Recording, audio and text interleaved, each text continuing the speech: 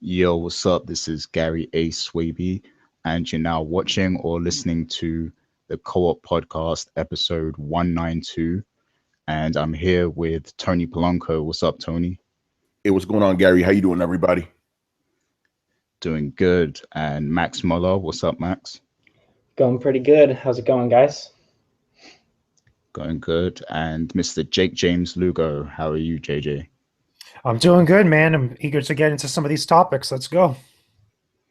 Cool. And Richard Bailey Jr. couldn't be here with us today, but he might actually join towards the end of the show if he gets home on time. But yeah, he couldn't make it at this specific time.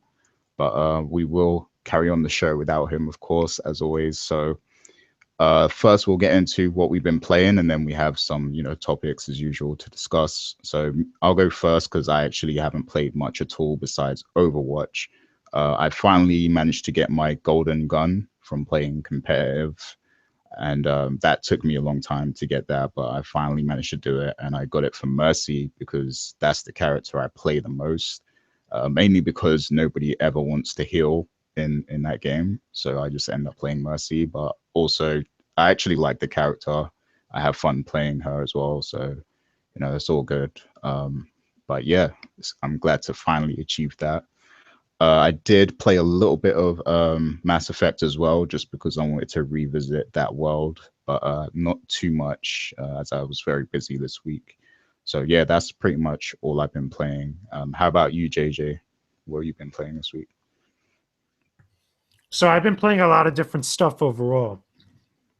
A couple of the games I've been playing, we have reviews on the site right now. Recently, I put up my review of Mighty Morphin Power Rangers Mega Battle. You guys can check out the review on the site now. The game wasn't as good as I hoped it would be. Has a couple little issues, but a lot of poor design choices, which, it's a shame because as a Mighty Morphin Power Rangers fan growing up, I expected more. One of the most exciting aspects about that game, or about that series, I should say, is the Zord battles. And in the game, they just aren't as exciting as one would hope they would be. We have so many Power Rangers games that put you in direct control of the Power Zords themselves, like an actual fighting game or an action game or something. And Mega Battle just limits them to a QuickTime event, which is a real shame, especially in something that has to do with multiplayer like that. Again, they could have gone a number of different directions outside of what they decided to go with in Mega Battle. So again, the review's on the site now. Check it out when you get a chance. It has all the details on there as well. But the more important thing that I've been playing, and I've been spending a lot of time with, is the beta for For Honor. Now, if you guys remember, a little while back, I went to San Francisco to actually go check out For Honor with Ubisoft. And I had a little preview there, not only of the multiplayer, but also the single player campaign. So basically, the beta that everybody's playing now this weekend is the same demo that I played when I was out in San Francisco. Very, very similar, if not the exact same thing. I've probably spent a good number of hours playing the beta at this point. All the different modes, there's 4v4 domination, there's 2v2 duels, and then there's 1v1 duels, which is like brawls and such. And so far it's pretty good. It's pretty interesting. Obviously, because it's a beta, it has little issues here and there that it's far from perfect and stuff. And I'm pretty sure a lot of the different aspects of it are going to get adjusted in the final release. But I'm enjoying the beta. I'm doing a lot of stuff with the beta. I've been playing a lot of different games with it, a variety of different people. I'm liking the ability to get loot after every single matchup, to customize the armor and the aesthetic look of all your heroes and stuff. I think that's pretty cool. Again, it's very reminiscent of stuff like Destiny, as well as a bunch of other games that are out now that have similar systems or similar approaches to them.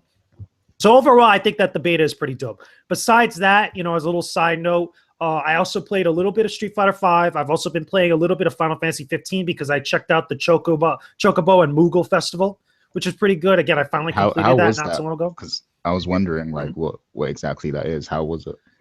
It's very short, and it doesn't really give you much, but you do get something key and something special for completing it. Now, I don't want to spoil what it is on here, and I'm pretty sure, Gary, you're going to want to know when you finally go through it all and such. But it's basically like an assortment of little side quests and a few mini games here and there. They're very short, very, very bite-sized. And again, they don't have a whole lot of impact, but I will say, though, that the actual carbuncle from the Platinum demo makes an appearance, which is pretty cool. It's a nice little throwback in there, and it was kind of funny because I was always saying to myself as I was playing Final Fantasy 15, the carbuncle almost never shows up again. after the platinum demo. Like, I don't remember him showing up in the main game at all. So it was nice to see him again, which was pretty dope.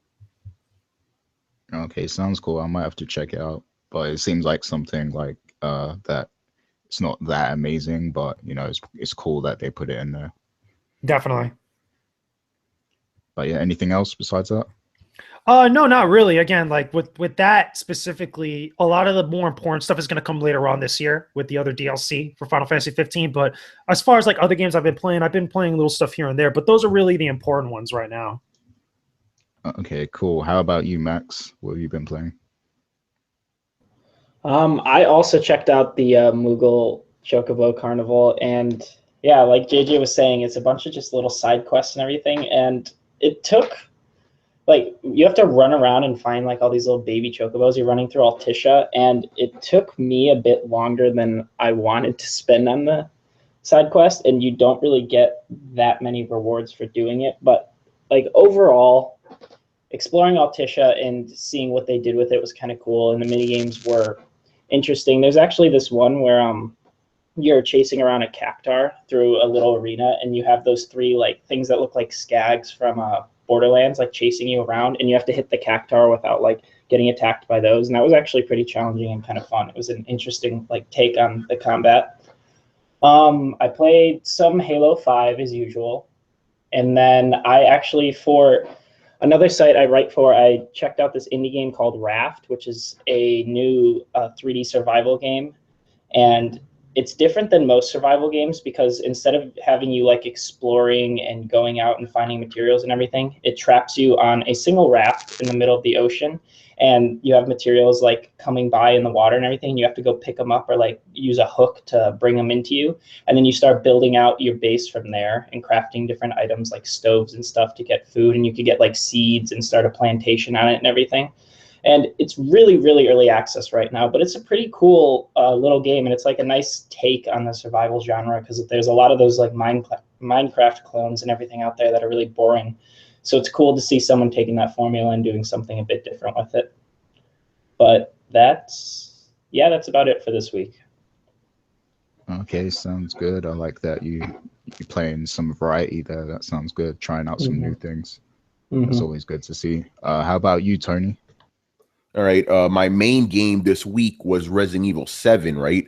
I got that. Wow. Got a nice review code. I'll probably have the review up for you guys pretty soon this week. But the thing is, the game is, you know, when I finished it, it was 9 hours, right? My playtime. And it took me 5 days because this game is so fucking scary. I can't play it for more like an hour or two at a sitting. You know what I'm saying?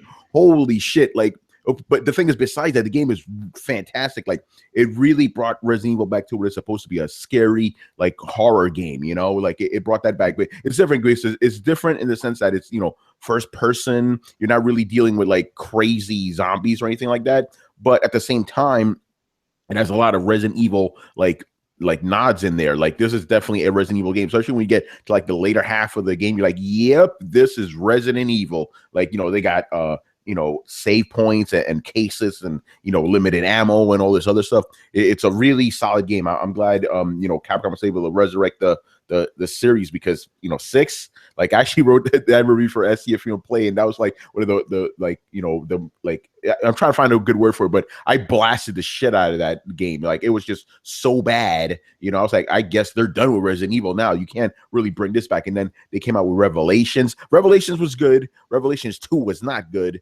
So I'm glad we finally get a Resident Evil game that's unequivocally great, you know. And I'm glad a lot of people are actually you know, checking it out and stuff. I know some people were asking me, like, hey, did you play it in VR? I didn't because I don't own a PSVR, but I did play a 10-minute demo of it in VR. And I'm like, yeah, 10 minutes is all I could play this game in VR. This is too much, you know? But yeah, that was my main game. And then I've also been picking away at Persona 4. I've been playing that since like December of last year, but like the game is so long. Like, and the thing is, I'm not even messing around doing side quests. I'm sticking to the main path, and I'm at 75 hours, you know, and I'm not even done yet. It's crazy, you know. But yeah, that's pretty much all I've been playing this week. Oh, sounds good. I actually want to try Resident Evil 7 actually, because I've never really been into the Resident Evil series, but I did watch somebody streaming that game, and that seems really intense. Like that's exactly how I imagine a horror game to be, because like the previous Resident Evil games just seemed like general action games to me, like whenever I watched YouTube videos of them and stuff. But this one, like, you got the small corridors and everything, and you got the woman chasing you with like a chainsaw or something like that, like, and it just seems really terrifying, especially if you was playing it in VR.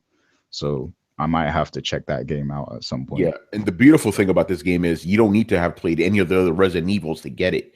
You will not be lost at all if you play this. Like, if you play the other Resident Evil games, you may get it a little bit more, but it's not that much. Even the links to the other games are very, very minimal at most. Like, so if you go in, you're going to be in for a good experience. But yeah, I do just want you to know that this game is more like the very first Resident Evil, where it's like really like horrifying, like obviously the later Resident Evils just became giant action movies, but this is more like the first, I would say, 2 Resident Evil games. I'm not even going to count 3, because 3 was a little bit more of an action game. But yeah, definitely like the first 2 in the spirit of it, but it is still more frightening than even those games. Like, everybody always talks about the dog busting through the window scene in Resident Evil 1 as like the scariest moment in that game. Basically, this game is that scene through an entire game. The whole thing. Wow. Well, I will try that. But all right, that sounds good. So let's go into some of these topics that we got. So JJ, I'm going to ask you to explain the Pokemon Sun and Moon cheaters issue that's been happening, and did they find a fix for it?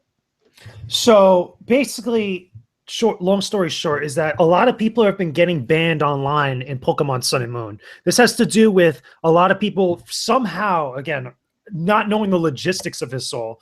People are able to hack their type of Pokemon into their games, via PC and their 3DS. Basically, modify the stats, modify the abilities, and all these other different things for their Pokemon, and then take them online and just beat people with them. In addition to trading and stuff like that. This has kind of gets involved with a lot of the competitive play scene with Pokemon. It gets very complex and stuff. But really, the reason why a lot of people think this is a big deal, not just because there's so many people getting banned, like we're in the thousands of people getting banned online, but some people that are getting some of these Pokemon through Wonder Trade are also getting banned in addition to that. So, for example, if I go online with Wonder Trade and somehow I get like some sort of like Sandshrew or something that has been modified or has been hacked, it's basically an artificial Pokemon that never came from the game itself, but it's got modified stats and stuff. If I try to go online with it, I'll end up getting banned. Was it via the Pokemon Company and Nintendo, just for the simple fact that I have it. Now, that sucks, especially for people that don't get involved with that type of stuff.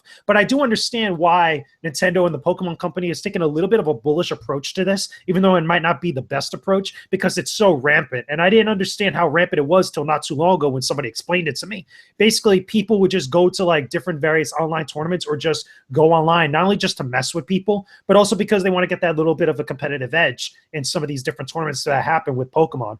I'm pretty sure this is going to come up again. And it's probably going to, the story's going to develop as we get more into the Pokemon World Championships later in the year, as we start to get some more bigger events like that. But that kind of sucks, straight up.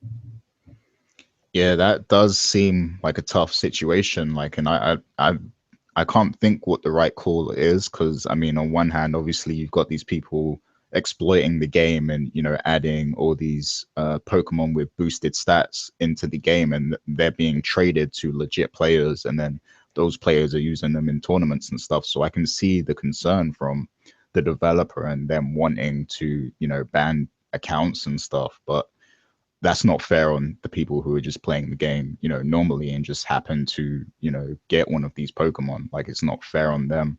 So, Max, what would you say would be the right way to, resolve a situation like that? Like, is it right for them to ban all those people who are just playing the game legitimately?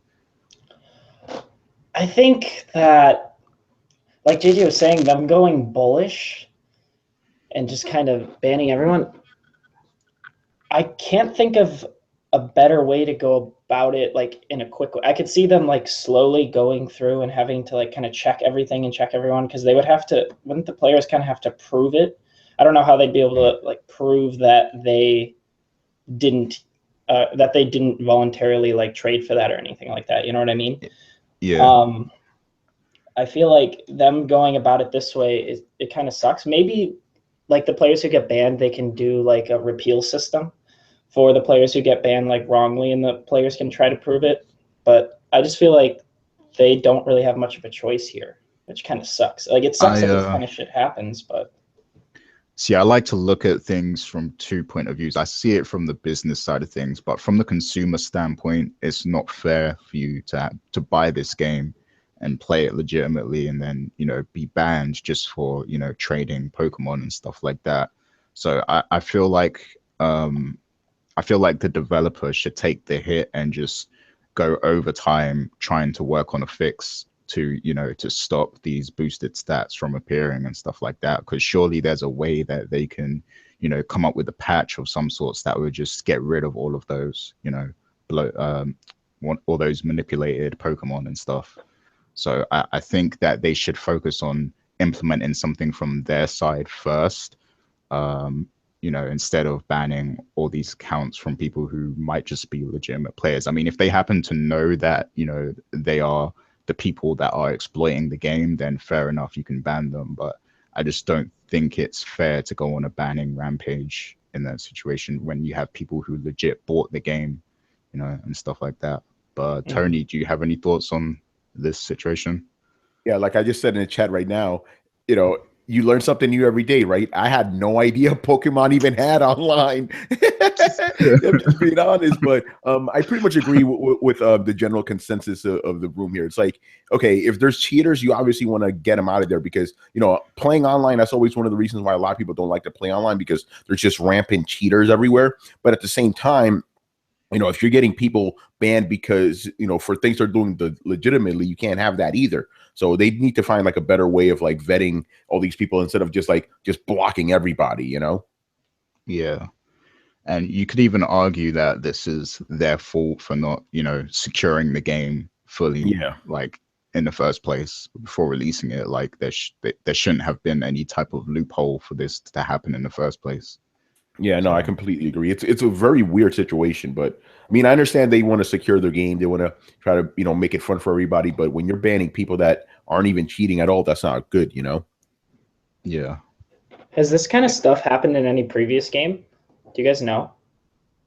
No, it's been a problem with cheating for a while, ever since I want to say like the early days of the 3DS, like with Pokemon X and Y and Omega Ruby and Alpha Sapphire. But there hasn't been like a widespread ban like this. And again, the reason why it's getting so much attention is because it's literally thousands of players that are getting banned because of this thing. But cheating has always been like a big topic of debate with competitive Pokemon for some time because people just are so blatant and so blunt to do it.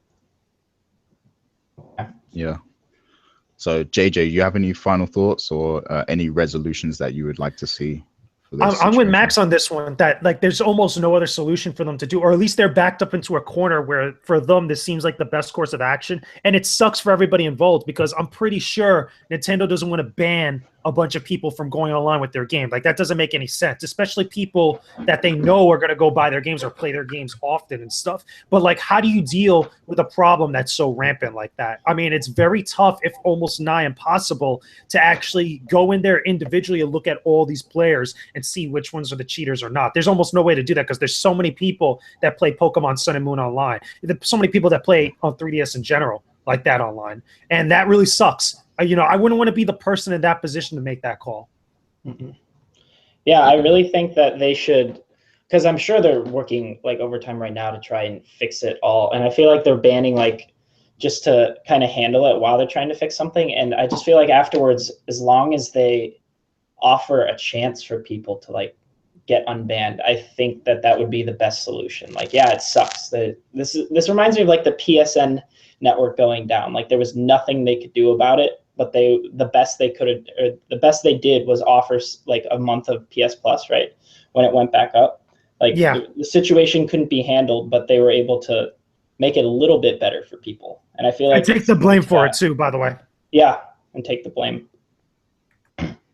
Yes, it's got to be really tough. Like it makes you think like the people who make these games and stuff like that. This must be really hard on them because like, you know, if you have an online game, you know, that's always, you know, always open and always going on and people are manipulating it, it's like you have to then work overtime to you know, to fix, to resolve these situations. And that means somebody is probably working weekends right now, like, or a lot of people are probably working weekends to try and resolve this. So I feel sorry for those people in a sense, but, you know, in the grand scheme of things, the company should have, you know, tested this and made sure it was fully solid, and that people wouldn't be able to exploit it in the first place before releasing it. But hey, I guess you can never do that amount of testing, I guess. Like, I guess there's always going to be some guy who can hack a game, or, you know, hack a website or whatever it is in that case. But any final thoughts on this before we move on to the next topic? I'm good. No, I'm good. I'm good. All right, cool. So, very interesting topic next. I remember I believe it was Monday, there was 2 tweets that were sent out, one from Square Enix, one from Marvel, and they both mentioned they had an announcement coming the next day. And then, you know, that announcement turned out to be a new teaser trailer for an Avengers game that is going to be developed by Crystal Dynamics. And this is part of a multi-game deal with, you know, Marvel and Square Enix. So that's pretty interesting. So I'm going to go to my man Tony, because I know, you know, he's the comic dude. Like, I always talk to him about comics and stuff like that. So Tony, what are your thoughts on this, and what do you think those other games might end up being? Yeah, all right. I like the way they rolled this out, because like the day before they made the official announcement, like Square Enix and Marvel have a deal going on. Everybody went crazy, right? People were like, "Yo, are they gonna have like a Marvel world in Kingdom Hearts 3?" That's what everybody was thinking, right? But this actual like reveal was very surprising. Like, they're gonna make Avengers games. Crystal Dynamics specifically is gonna be making Avengers games. I'm like, okay, are we finally like entering like the era when we have like good licensed superhero games? Because we're gonna have Spider-Man, right? That's coming up from Insomniac. We're gonna have Telltale Guardians of the Galaxy. And now we're gonna have this potentially. Crystal Dynamics, you know, for you guys who don't know, they made the recent Tomb Raider games. They actually even did the rebooted Tomb Raider games from like the, you know, the early 2006, I believe it was. Tomb Raider Legend was just fantastic. So I'm like, okay, I trust this studio. I think they'll be able to deliver solid Avengers games. I don't know what type of Avengers games these are going to be. I know, so I saw people joking around saying, "Yo, they need to have the combat system of Final Fantasy 15." You know, it's all possible now. But like, the trailer didn't really tell us too much. But it seems like I guess the Avengers are defeated. Like, you see Thor's hammer, Iron Man's like gauntlet, and Captain America's shield. You know, I'm like, okay, they're obviously defeated. Maybe this is a little bit of a darker game. You know. So yeah, I'm actually kind of hyped for it. I'm glad that I'm able to talk about this here, because when we brought this up on Throwdown the other day, I was the only one that was hyped. Everybody was like, "Oh, this is gonna be bullshit. Fuck this." You know, like they've been burnt on like superhero games so often, they just don't trust it anymore. But me, I'm like, nah, man, this could be good, man. This could be good. It's not just some like bullshit side studio from Activision making this game. This is like the real deal. Crystal Dynamics making this, so I'm actually pretty hyped for it. Yeah, for real. I'm really excited for it, because like you said, there's never really been a good standout Marvel game besides like some of the Spider-Man games were really good back in the day, and stuff like Spider-Man 2 and the ones on the Dreamcast. I enjoyed those. But you know, there hasn't really been a good Avengers or Captain America or Iron Man type game, you know. And obviously we got the Batman games, the Asylum games, and those were really good. But we've never had that for Marvel, so it seems like we may get something to that degree now, and that's really good. The last time we had any game that was good like that was literally Captain America and the Avengers back in the Super Nintendo days. That's the last time, you know. Yeah. So it's been decades, man. Ultimate Alliance, anyone? Marvel? Ultimate Alliance was great. Yeah, that's right. Yeah, that was right. Good. That was good. And don't forget about the Lego games. The Lego games were actually decent, even though they weren't kind of like the same idea as some of those other games. Yeah, but I think people meant more serious games. But yeah, definitely the Lego games definitely. It's kind of ironic. They actually have been doing some good comic book games, but like for the serious stuff, you're right. Ultimate Alliance. I love those games. I can't believe I almost forgot about those. But look how long it's been. You know. Yeah. Like when the 360 launched, I remember I got it in a pack with Forza 2.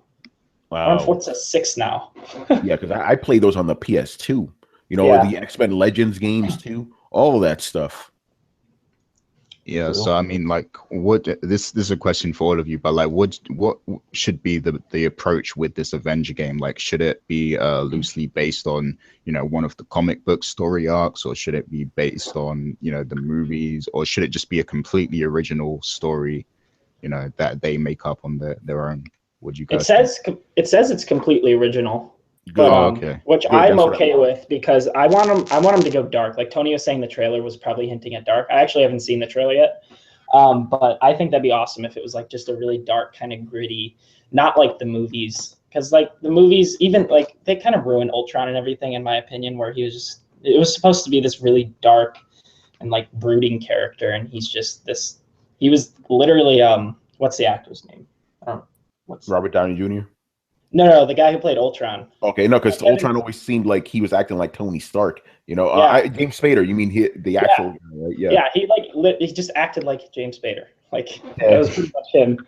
And and I also wanted to clarify that Eidos Montreal, the guys who make Deus Ex, are also working on it Ooh, with okay. Crystal Yes. Dynamics. So because we were talking about what genre the game would probably be, so that makes me think it would be like almost open world. You know how Deus Ex and Tomb Raider are both like kind of Yeah. open world but kind of linear. So I'm gonna guess that the game is gonna be somewhat like that, which I think would fit it, honestly. And this also makes me think of that leaked, canceled Avengers game. Do you guys remember that footage? Yeah, that's right. Yeah, I hope the combat's kind of like that. Like, but I don't know if it'll be first person. Knowing these studios, it'll probably be third person. But I think a first person kind of Avengers game would be really cool. But we'll have to see. I don't know. Yeah, JJ, you got any thoughts on the Avengers game? Yeah, a couple things. Number one, I really want this to be a multiplayer game. And the reason being is because that canceled Avengers game was going to be 4-player co-op. That was going to be a thing when that game was still in development. And I totally could see this game being a third-person action game, being something where, like, you know, you could either have like a whole single player campaign and then have like this co-op multiplayer mode, maybe not like a horde mode, but something where you could do co-op missions as like 4 of the Avengers. Like that, to me, that'll be awesome and stuff. A couple interesting things though to note from that teaser trailer and also from the way that they revealed it to everybody. Because funny enough, me and you, Gary, were talking about this on Turn-Based, and I was the one that said like, no, there's no way that this could be related. Like I didn't believe that. I think the strongest connection that I said that this could be was to the PlayArts Kai figures. Because remember, PlayArts Kai for Square Enix does both the Marvel and the DC characters for their lines of statues and figures and stuff. That's what I thought it was going to be. And I'm glad I was wrong about that. It's an awesome surprise. But a couple interesting things from that trailer. The person speaking in there is Black Widow. It'd be very interesting if this is a game where we're playing as Black Widow for the first time like that, as like, you know, from her perspective. Because obviously I don't think we've ever gotten a game, you know, from either Marvel or just an Avengers game in general where we got that. We've gotten games where you could play as Black Widow, you know, specifically the Lego Avengers and the Lego Marvel games and stuff. But I think that'll be a good, interesting twist on stuff. So as opposed to playing just like Captain America, Hulk, whoever, you're experiencing it from her story like that. Or again, they could probably choose where you could choose your Avenger and then go about it like that. The other thing is that they actually said in the marketing for this, you know, on Twitter when they revealed and stuff, the hashtag was reassemble. So my guess is that this is going to be some sort of story arc, either based off the arc of that was called Avengers Disassembled, which was like a book a while back. Again, they had all these like different things that were happening at the time, or again maybe going back to the Ultron line of things where, you know, somehow something's gone down where the Avengers have disassembled or they've broken apart for whatever reason. And this is the game was like their big get back together to go fight whatever evil there is. The only thing though that I'm kind of on the fence with you guys, and even though they said it was an original story and stuff, it looks like the MCU. Like, again, the aesthetic of how it was presented in that trailer, the way that some of the actual weapons, you know, Thor's hammer, Captain America's shield, and all this stuff looks straight out from the cinematic universe. So at first glance to me, when I first saw that, I thought it was going to be a cinematic universe game, but just have its own story. Yeah, I'm sure that might be purposely done just so that it's easily identifiable to, you know, people who do follow the movies, who may want to pick up the game and stuff, you know, like just so they can cross promote easier, I guess, you know, like, so yeah. But a wild Richard Bailey has appeared on the show.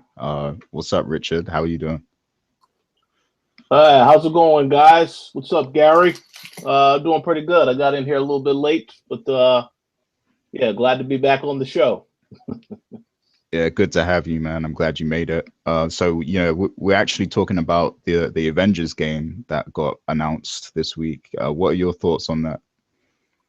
Well, I was very surprised to see the announcement. I mean, it's a multi-game partnership, so they're going to be working on a couple different games, from what I understand. I still will have to, be a little cautiously optimistic to see what it is, because I mean, we don't have any information as to what kind of game it is. We just know it's a partnership between Marvel and Square Enix. But I definitely am interested to see what it is exactly. I feel like, I did hear you guys mention already about the fact that we do have a Telltale game coming out from Marvel later this year.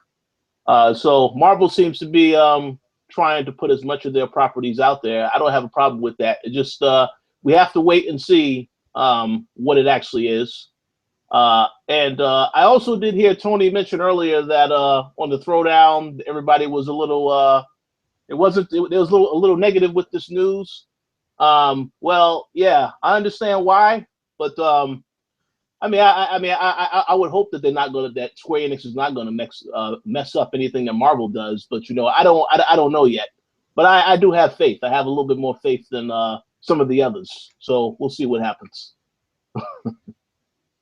Cool. So I do have to ask all of you guys. Anyone can answer at this point, but what kind of villain would you like to see in a game like this? I'll ask Tony first. What villain would you like to see? All right, just because like no one has properly covered him, I want to see Kang the Conqueror. Like this dude could time travel. He has all this crazy technology with him. Like I want to see him because I'm thinking like, oh, they're gonna go with Ultron again. It's like I love Ultron too, but it's like he's kind of played out right now. Go for like another big heavy dude. I say go for Kang the Conqueror. That'd be fucking awesome. Oh yeah, my wild card. This will never happen. This will never happen. You know what? The first thought that popped in my head, even though this won't happen, I want fucking Doctor Doom to be the main villain. Because he's fucking Avengers too. But that ain't happening. that would be dope if they did that. But yeah. How about you, Max?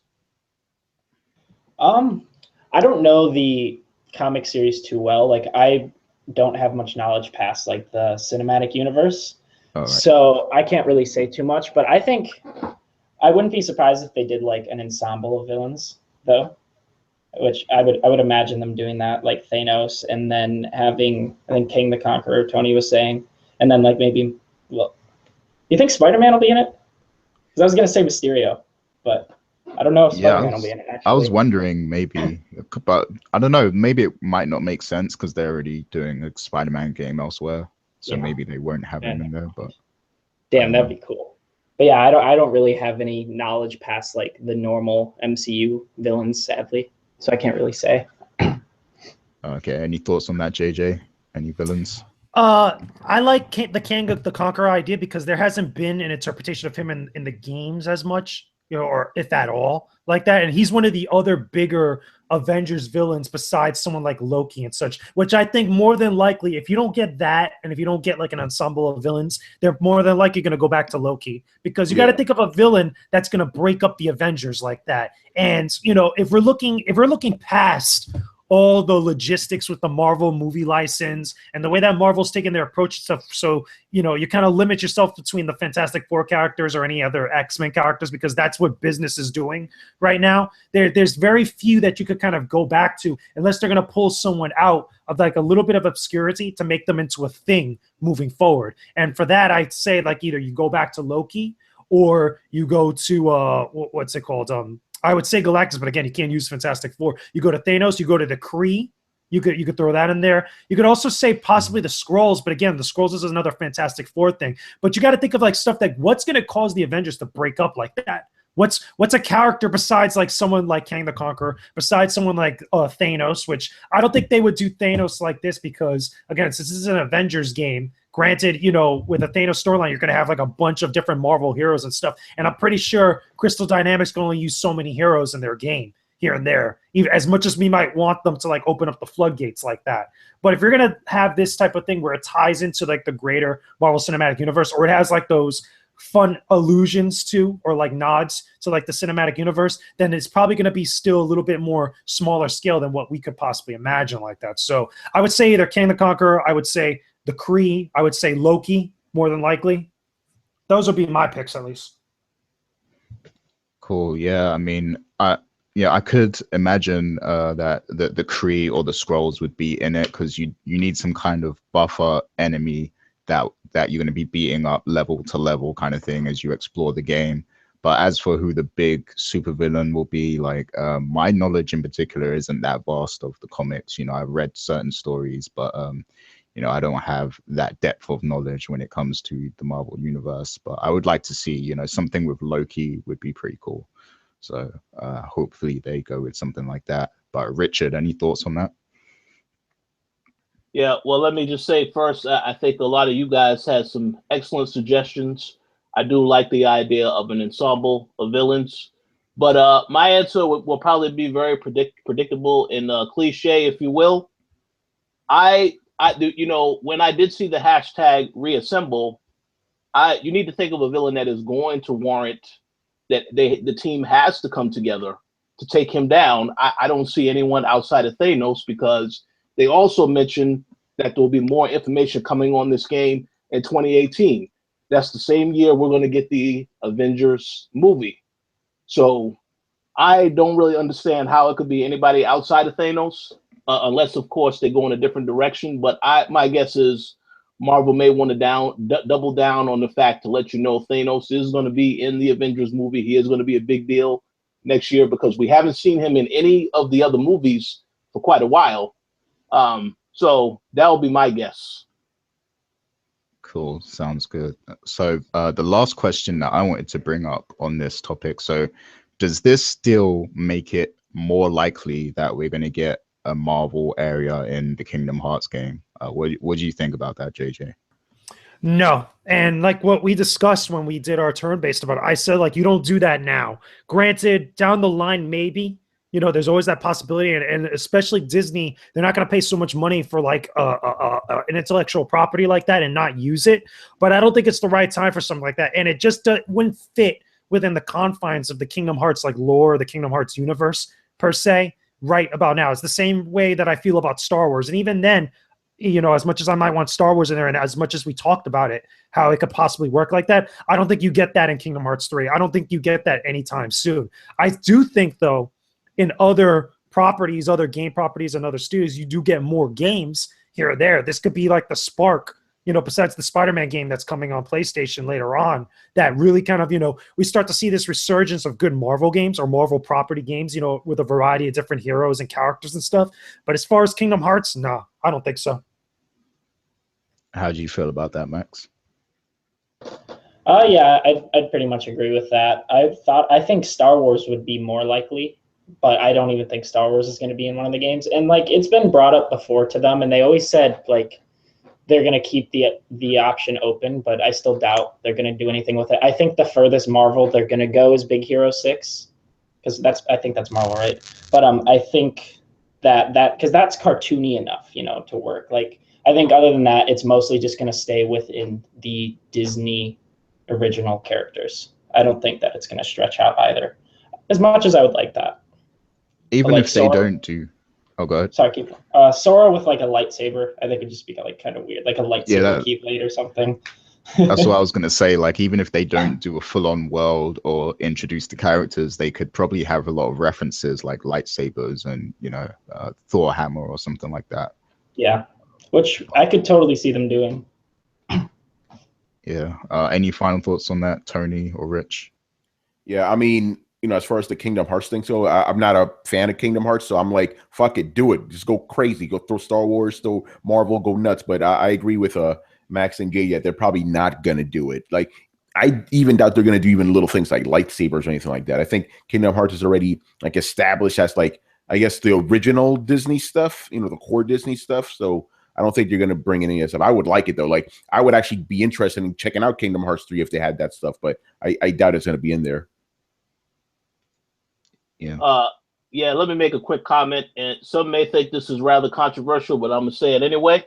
That depends how long it takes for for Kingdom Hearts 3 to actually come out. If this is a game that we don't see until 2019 or 2020, I don't see. I mean, I think they definitely will throw that stuff in there to entice people. Hey, you definitely should pick this up.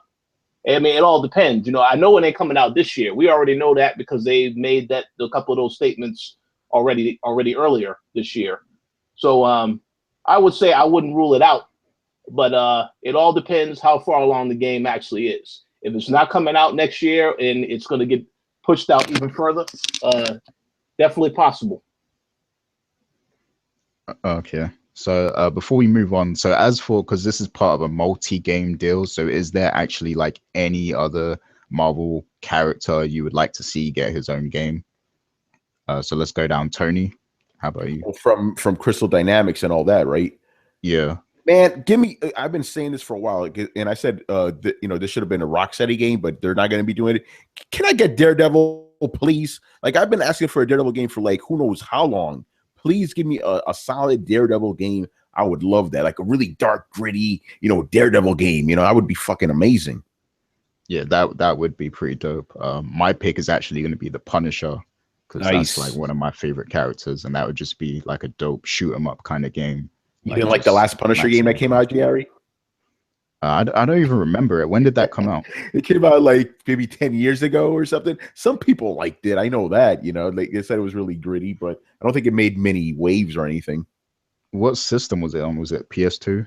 Or? I think it was PS2. I'll check it out, but I remember there was a Punisher game, and I remember some people actually liked it. All right. Yeah, I never even like saw what it was like. So. Yeah, but you mean like a modern Punisher game, right? Yeah, it would be dope. Like just fuck shit up. Basically, it'd be pretty dope. How about you, Max? I think a proper Deadpool game, like the Deadpool game that came out with was like, it was in character, but everything else kind of sucked about it. So I think that one from Crystal Dynamics would be awesome. Yeah, I actually really liked that Deadpool game that came out, but yeah, it wasn't like, from a gameplay perspective, it wasn't perfect at all. Yeah. So I'm with you there. How about you, Rich? Man, you guys already said some really good picks. It's very difficult to think of anything else. I would only say this. What they may consider doing is having it be a game of basically a game, something that they're not going to make a movie of already. I know they've talked about at one point trying to bring Blade back, as whether it's a TV series or something. That hasn't happened yet. So I could easily see them doing that, where they're going to have something different from, outside of what you already will see coming to theaters. Inhumans as well, but we already know that there's an Inhumans movie coming too, so I don't know about that. But I would guess it's going to be some of the properties that they haven't really brought back yet, like Blade, so on and so forth. Blade is actually a really good pick, because like I know they've been trying to figure out a way to bring him back, to reintroduce him to people and stuff, and that would be excellent to do with the game. Like that's the perfect way to reintroduce the character, and then you can maybe do a TV show or something from there. So yeah, that's a good pick, I think. How about you, JJ? I think, I would take the inverse of that from what Rich said. I think that, they would, again, based on past stuff that they've talked about, of how they've approached stuff within the last few years, go more towards making games based on those cinematic universe properties and stuff. So I would say, based on some of the newer characters we're going to be getting in like phase 3, and if there is a phase 4 down the line, I would say Black Panther. I think that they're making a very big deal about Black Panther with him getting his own movie. Captain Marvel, which besides Captain Marvel being in Marvel vs. Capcom Infinite, I think that, again, that's another hero that they could push forward and stuff. But also as like a random pick and like an out of left field pick, I feel like you could get a really fun, interesting, and dynamic game with Ant-Man. And the reason why I say that is because there's a lot of room to play around with if he's either large scale, normal size, or small size. Because if you guys remember from Ant-Man the movie, there was a lot of crazy things that they did in there that were not only hilarious in some of the stuff that they approached to, but very creative.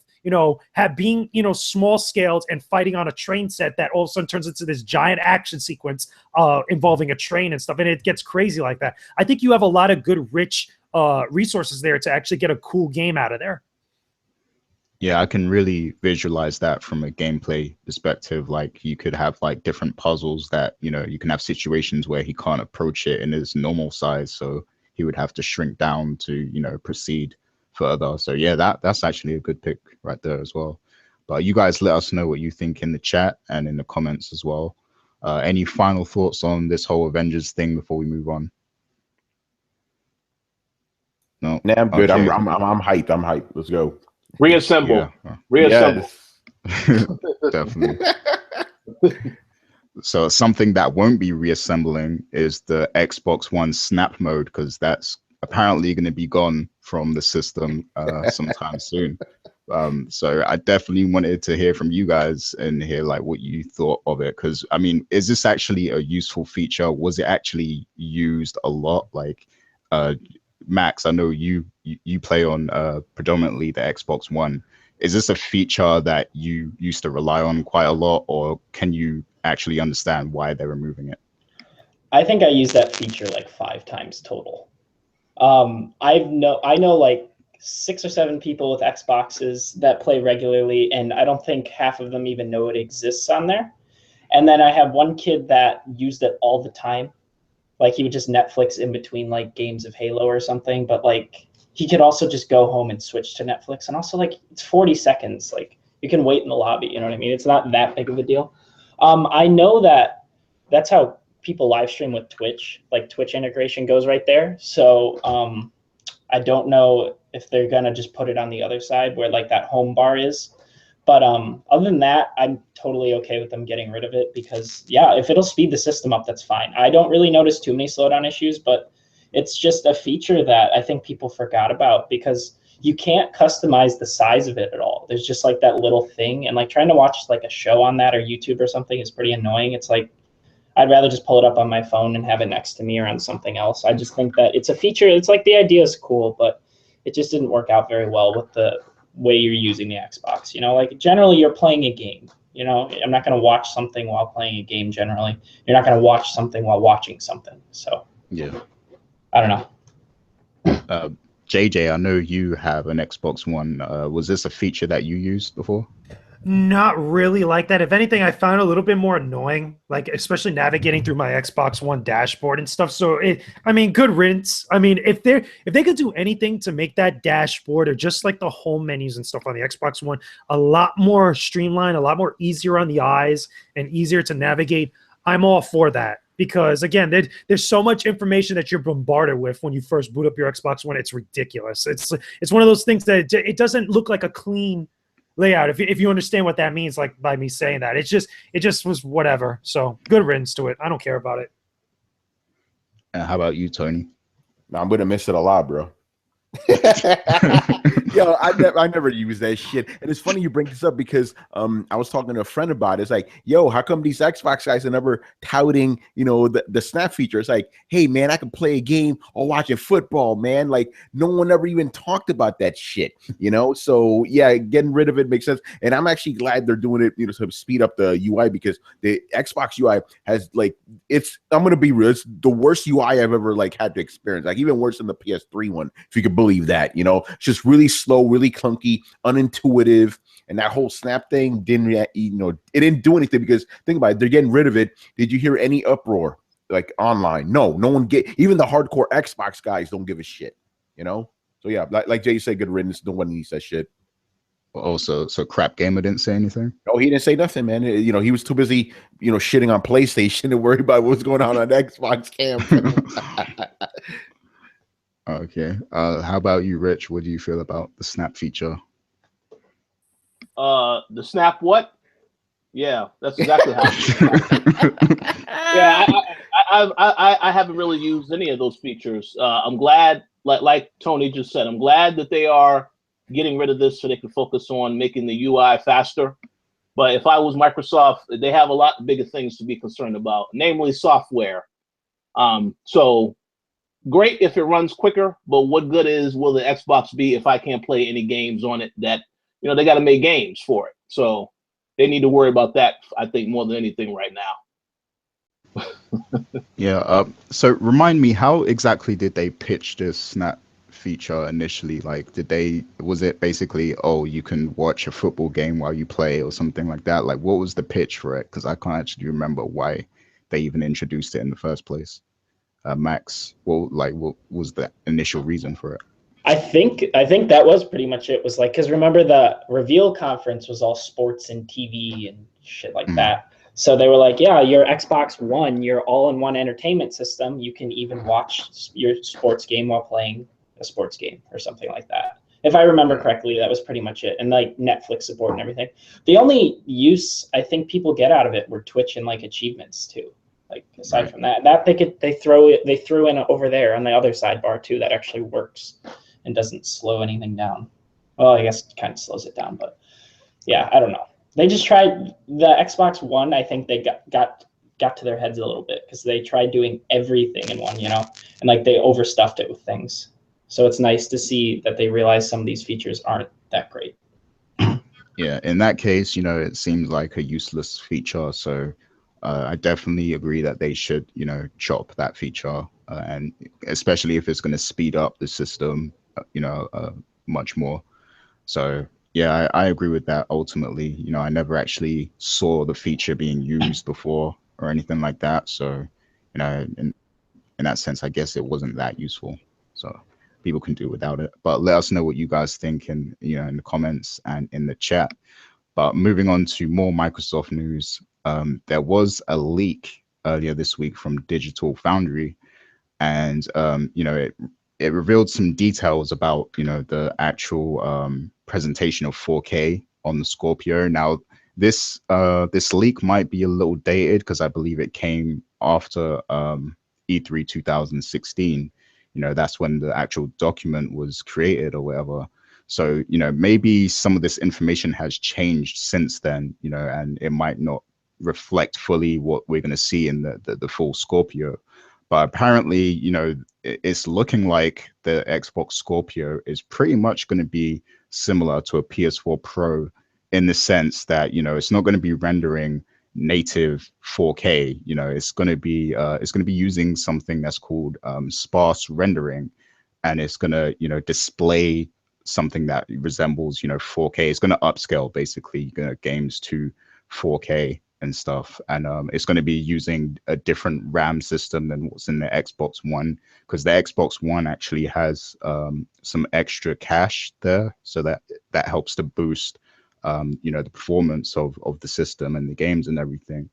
But this is, the bandwidth on the RAM that's going to be in the Scorpio is going to be substantially better and like improved. So that's good to hear. But it's seeming like this is pretty much going to be a PS4 Pro, maybe slightly, better than a PS4 Pro.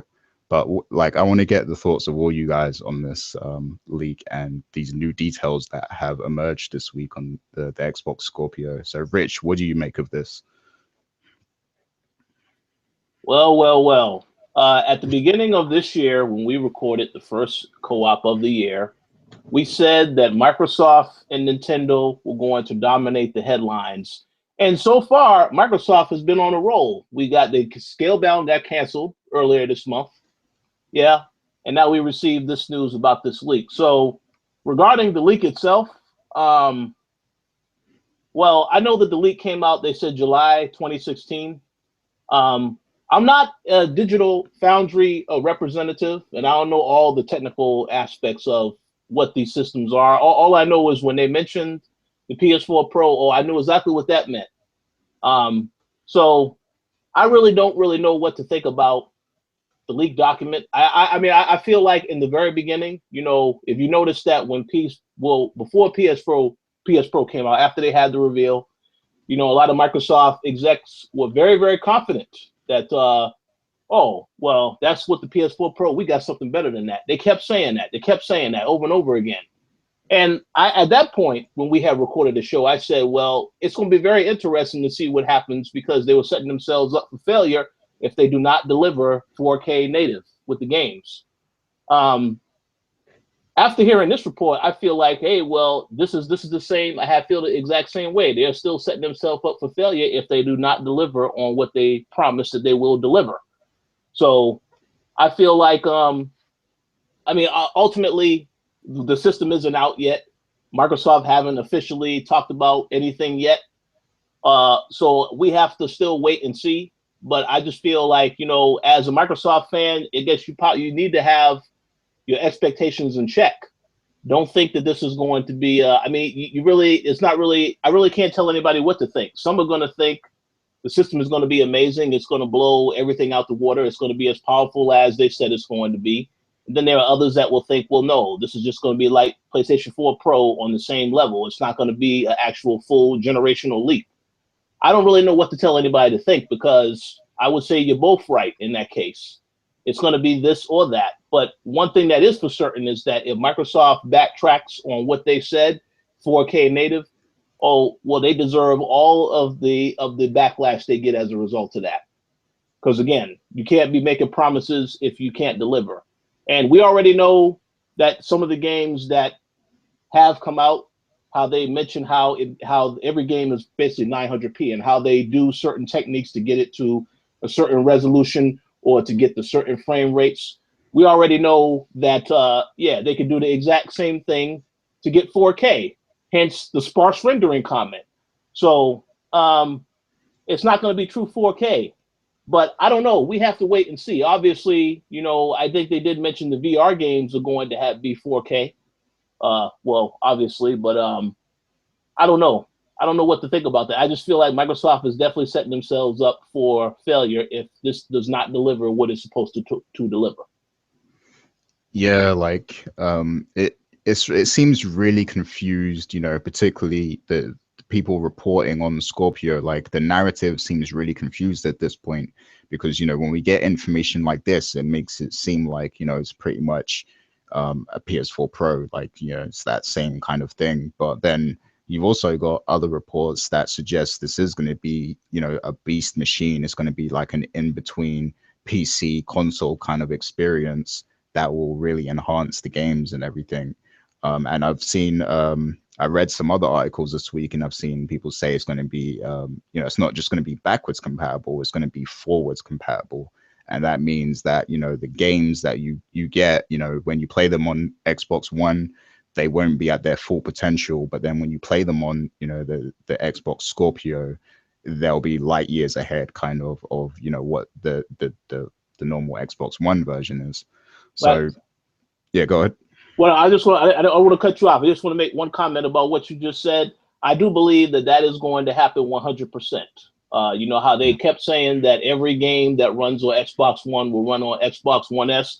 Well, pretty much they can, you know, depending on what they're actually doing with the software and the games, when they do decide to release Scorpio only games and they phase out the Xbox One and the Xbox One S, yeah, that, and from that, I do see that happening.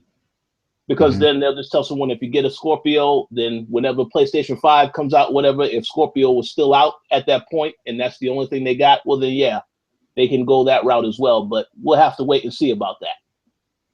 Yeah. It is possible.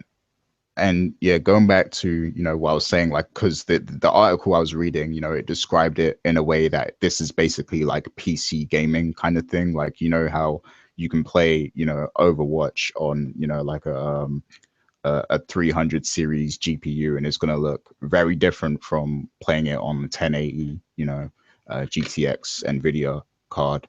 So, you know, they explained it in that sense. Whereas, you know, the PS4 Pro, you know, of course, it gives you extra, you know, settings and stuff that you can change. Like you can boost the frame rate or boost the graphics basically with the games. But this, on the other hand, fully adapts to, you know, the Scorpio technology in a sense. So that's what these various articles were explaining. And when they explain it like that, that seems like it's much more than the PS4 Pro. So it's very confused, the messaging we're getting from, you know, these different people. But Max, what are your thoughts on these leaks, and what do you actually think it means for the Scorpio? I think that the specs probably have changed a little bit, but not much. And like Rich was saying, that whole future compatible and like backwards compatible thing, I think future compatible is kind of a buzzword, because they are going to phase out the previous consoles. Like I've said this many times, you don't release a console like this if you don't want people to buy it. You know, you're not going to release it and then be like, oh, you can have both. Yeah, you can have both for like a year, or probably more than a year, probably like 2 or 3 years. And then they're going to start making them only future compatible, or only Scorpio compatible. Like that's just going to happen. You know, that new 3DS that they came out with, like that no one seems to hear about ever. That's kind of what they're doing with that. Like some of the games run much better on the new 3DS. And from what I've been reading is that they're starting to go like new 3DS only, but I don't think enough people have them. So I don't know how that's going to work out. And that's going to happen with the Scorpio too. And like we've also said many times, at the end of the day, they need games. The console could be fucking awesome, but if you don't have anything to play on it, then who cares? You know? Yeah. I don't know. Yeah, just to update everyone, I believe JJ had to go to, he's got to do some gaming bits for For Honor. But shouts to him for being on the show. But so Tony, what are your views on what we discussed so far about the Scorpio? Yeah, it's actually a lot to take in, right? So I'm just gonna go bit by bit. It seems to me like Microsoft has been changing their stance slowly but surely about the whole native 4K thing, because when they announced the Scorpio originally, native 4K, all the games gonna be native 4K, right? And some of the zealous Xbox fans, they went so far as to say every game's gonna be uncompromised 4K 60 frames a second, right? So this is the expectations people were building up to the system. And during all that time, and I even made some Tony's takes about this, is like, you can't have a console that's 4K uncompromised 60 frames without it costing like $1,500. You know what I'm saying? Like even a beast PC has a hard time doing that. But these guys are believing it, right? But it seems to me over the last couple months, Microsoft has been toning down that whole rhetoric, right? And now we're hearing this report, which is pretty interesting because the report is supposedly dated after E3 last year, but we're only hearing about this now, right? But I don't really believe that there's probably too much changes and stuff. I know some of the crazy guys are going to think, oh no, this shit's running on Zen, architecture. No, it's not. This is Jaguar CPUs or whatever, right? So it's running on shit that's already available. And I'm actually not surprised. I think what's going on is, because remember, again, Microsoft originally said we want this to be a premium priced console, right? Premium means 500 and up, right? I think now they're toning on the whole 4K thing, so they could bring the price down possibly to $400, right? You make it like more consumer grade type stuff, and just lessen the quality of it. That's why you have this sparse rendering. So for you guys who may not understand sparse rendering, it's exactly what checkerboard rendering is. There's almost no difference. Like there may be some technical difference, but it achieves the same thing. Basically, you have a game that's output at higher than 1080p, but isn't quite 4K. It's not 2160, right? I believe that's native 4K. This is going to be like 1800p upscaled to 2160, right? So it's going to be using that sort of stuff. So it's not native 4K, but on that end, because since this console is going to be backwards and forwards compatible, right? I think Microsoft exclusive games, right? They are going to be native 4K, right? Because if they have to run on the original Xbox One, which is the lowest common denominator here, right? And if they could run a game at 1080p 60 frames on that, I think they could do it with this system too, especially since it's supposed to be 4 point something times more powerful. So I think the native, the exclusive games, quote unquote exclusive games, because they're also on PC, I think those are going to be able to run at 4K 60, right? But the third party stuff, I think 4K at most. You're not going to be getting no 60 frames out of those games. I guarantee you that shit, unless they drop down the 4K of it, But that's what I think. It's just pretty interesting how Microsoft is like slightly adjusting their language for this thing, So if you guys are going in there thinking this is going to be the greatest, most powerful console of all time, something Microsoft is actually boasting about, yes, it might be true technically, but I don't think it's going to, the way it's looking now, it's not going to be that much more powerful than the PS4 Pro. And, the other thing is, let's just say for the sake of argument that this thing really is a powerhouse of a system, right? It's still going to be hampered by the fact that the games need to run on the original Xbox One. You know, there's not going to be any Scorpio exclusive games until, and this is just my prediction, there's not going to be any Scorpio exclusive games until maybe 2 or 3 years out. You can't just have Scorpio exclusive games out the gate. People are going to be pissed, and Microsoft will be breaking their promise too, because they said there's not going to be anybody left behind. They specifically said no more console generations. It's over. You know, that shit is done. So if they do that, it's, you know, they're going to be breaking the promises. But at the same time, you know, you got to look at phones and stuff, right? Your apps and shit could carry over to future phones up to a point. Then you can't use them anymore, you know? So I think it's going to be like that. Like Xbox games will be able to run across both systems up to a certain point. Probably the point will be when the Xbox Scorpio is outselling the Xbox One. You know what I mean? Then they'll be like, okay, we can make a clean break. No one's going to give a shit. But for the next 2 or 3 years, you're going to have games on both systems, and that's going to, you know, hamper the power of the Scorpio itself. So yeah, it's going to be very interesting, man. Like, I really just want to see like official shit already, because again, all this is still based on speculation and leaks and stuff. Nothing really concrete, you know? Yeah, that's true. That's true. You said a lot of things I agree with, and I think, you know, the breaking point with the backwards compatible thing is going to be like, you know how when they continue to release like you know, was it NFL, Madden, and like FIFA games on the previous console, but like they're straight trash though. Like they perform like garbage on those systems. I think at some point it's going to hit that mark kind of thing, and that's when you know that.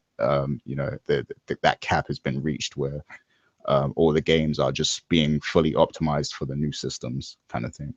So yeah, I agree. Even though it's like a mid-gen, it's not really like they're not marketing it or promoting it as a next gen. I think it's pretty much still going to be similar to having a next generation console. Yeah, here's something else I just need to bring up, because I've written about this, how just looking at all of Scorpio's proposed specs, I was like, yo, this sounds like a next generation system. It sounds like a really beefy system. But again, now it seems like, no, it actually won't be next gen. It's going to be a mid-step system, just like the PS4 Pro was, which is interesting because it seemed like Microsoft was going to go, fuck it, we're just going to make a brand new next generation system. Even that one developer from Ori and the Blind Forest, he came out and said this is a next gen system, but even he had to go, no, I didn't actually mean that. I didn't mean that.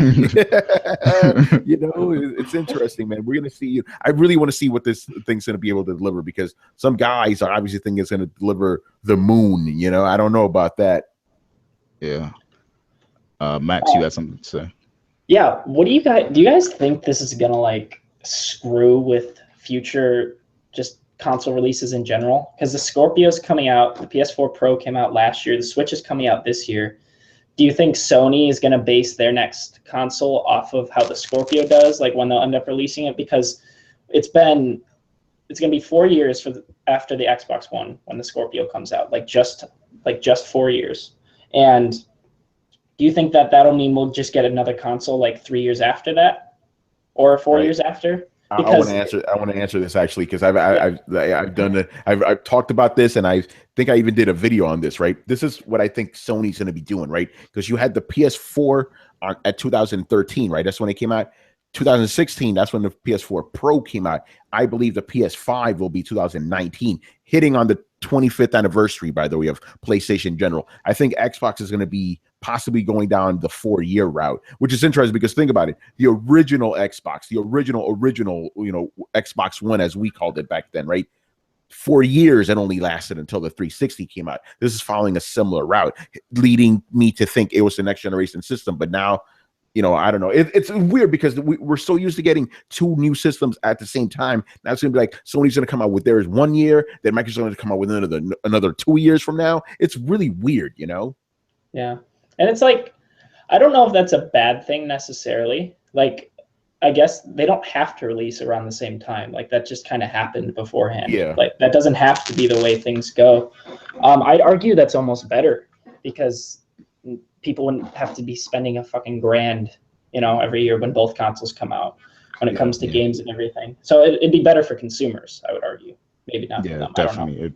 It'd definitely be better for consumers, but I don't know who that would give an advantage to per se between those two companies. But yeah, it'd be an interesting change. But what was I gonna say? I just lost my train of thought. Damn it. JJ's been quiet. Have you got any thoughts on this, JJ? I really don't have much to contribute there. I know for probably a fact, I think it's almost pretty obvious that when we go to E3 this year, we're going to hear more about this thing. We'll probably see it. If not, again, we'll probably get something similar to like what we had last year or last June, where they talked about it, but actually give us more this time around. So a lot of these lingering questions, a lot of the speculation gets put to rest, and we actually get hard facts about what this, what Project Scorpio actually is. Hopefully a name, let's start off with that. I think that'll be a good idea. Yeah.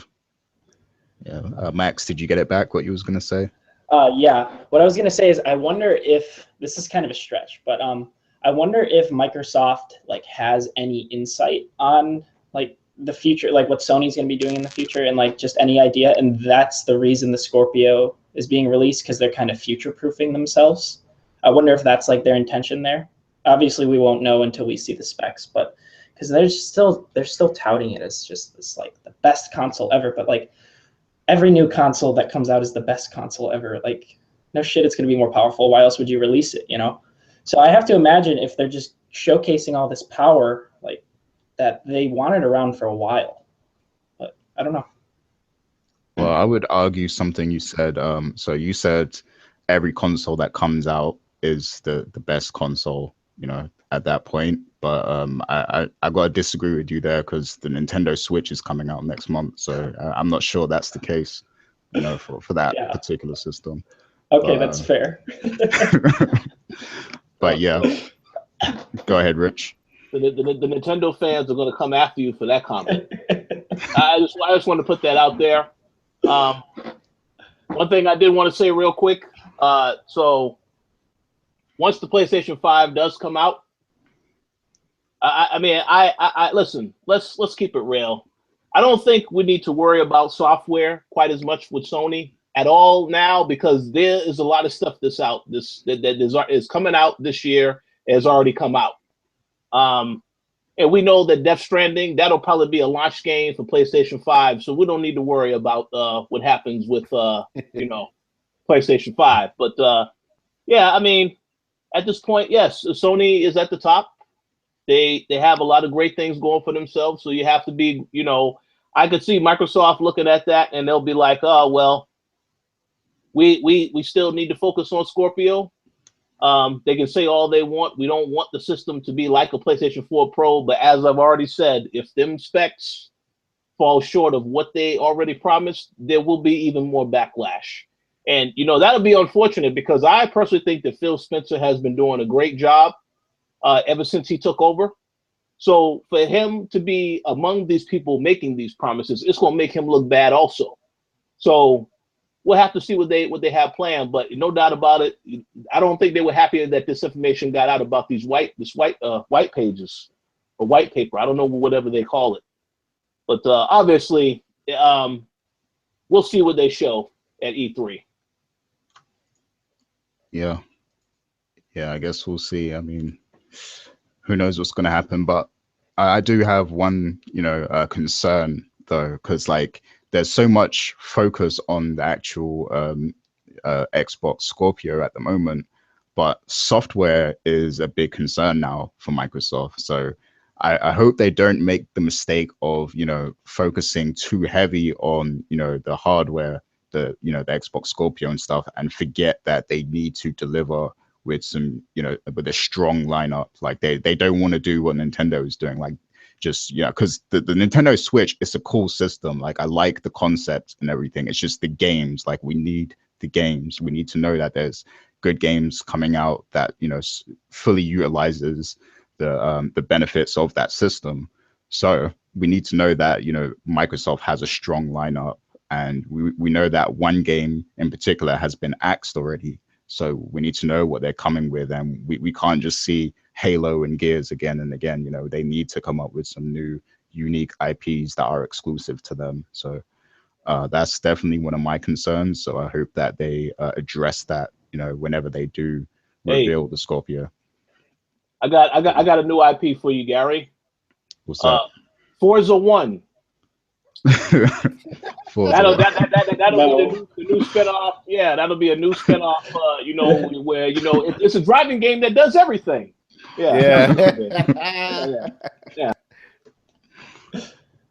Not But bad. yeah, how do you guys feel about that? Like, do you think they'll actually work on new IPs and stuff like that alongside the Scorpio, or do you think they're going to Here's pretty much stick to the same formula?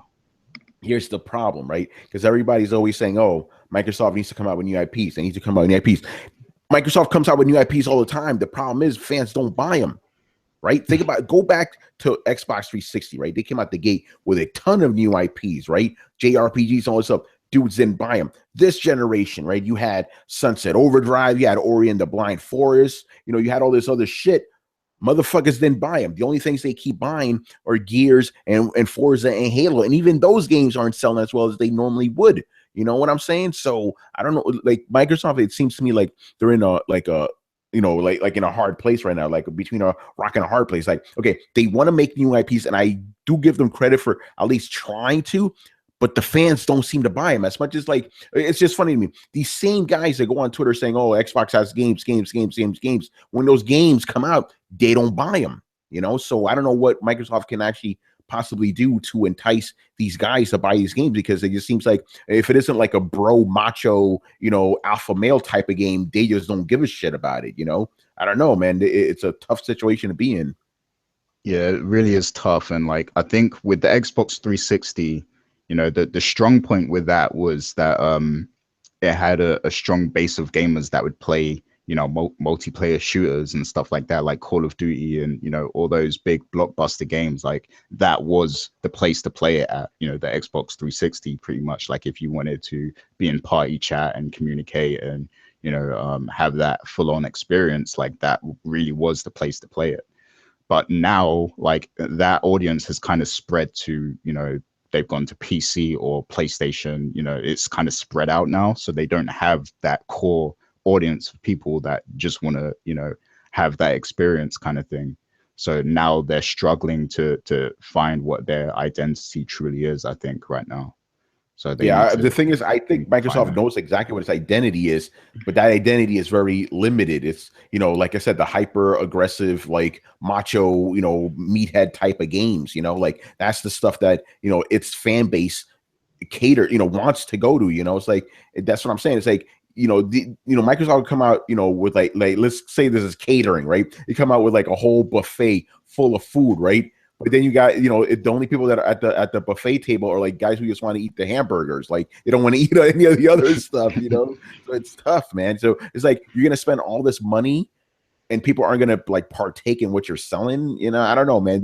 It's tough. Like I'm looking at shit like Sea of Thieves. I think that's probably gonna bomb. What else? Halo Wars 2. Even though it has the name Halo in it, it's an RTS. I don't think that's gonna do very well either. It's a bad position to be in, man, because again, it's not really, you can't blame Microsoft. You got to blame the fan base.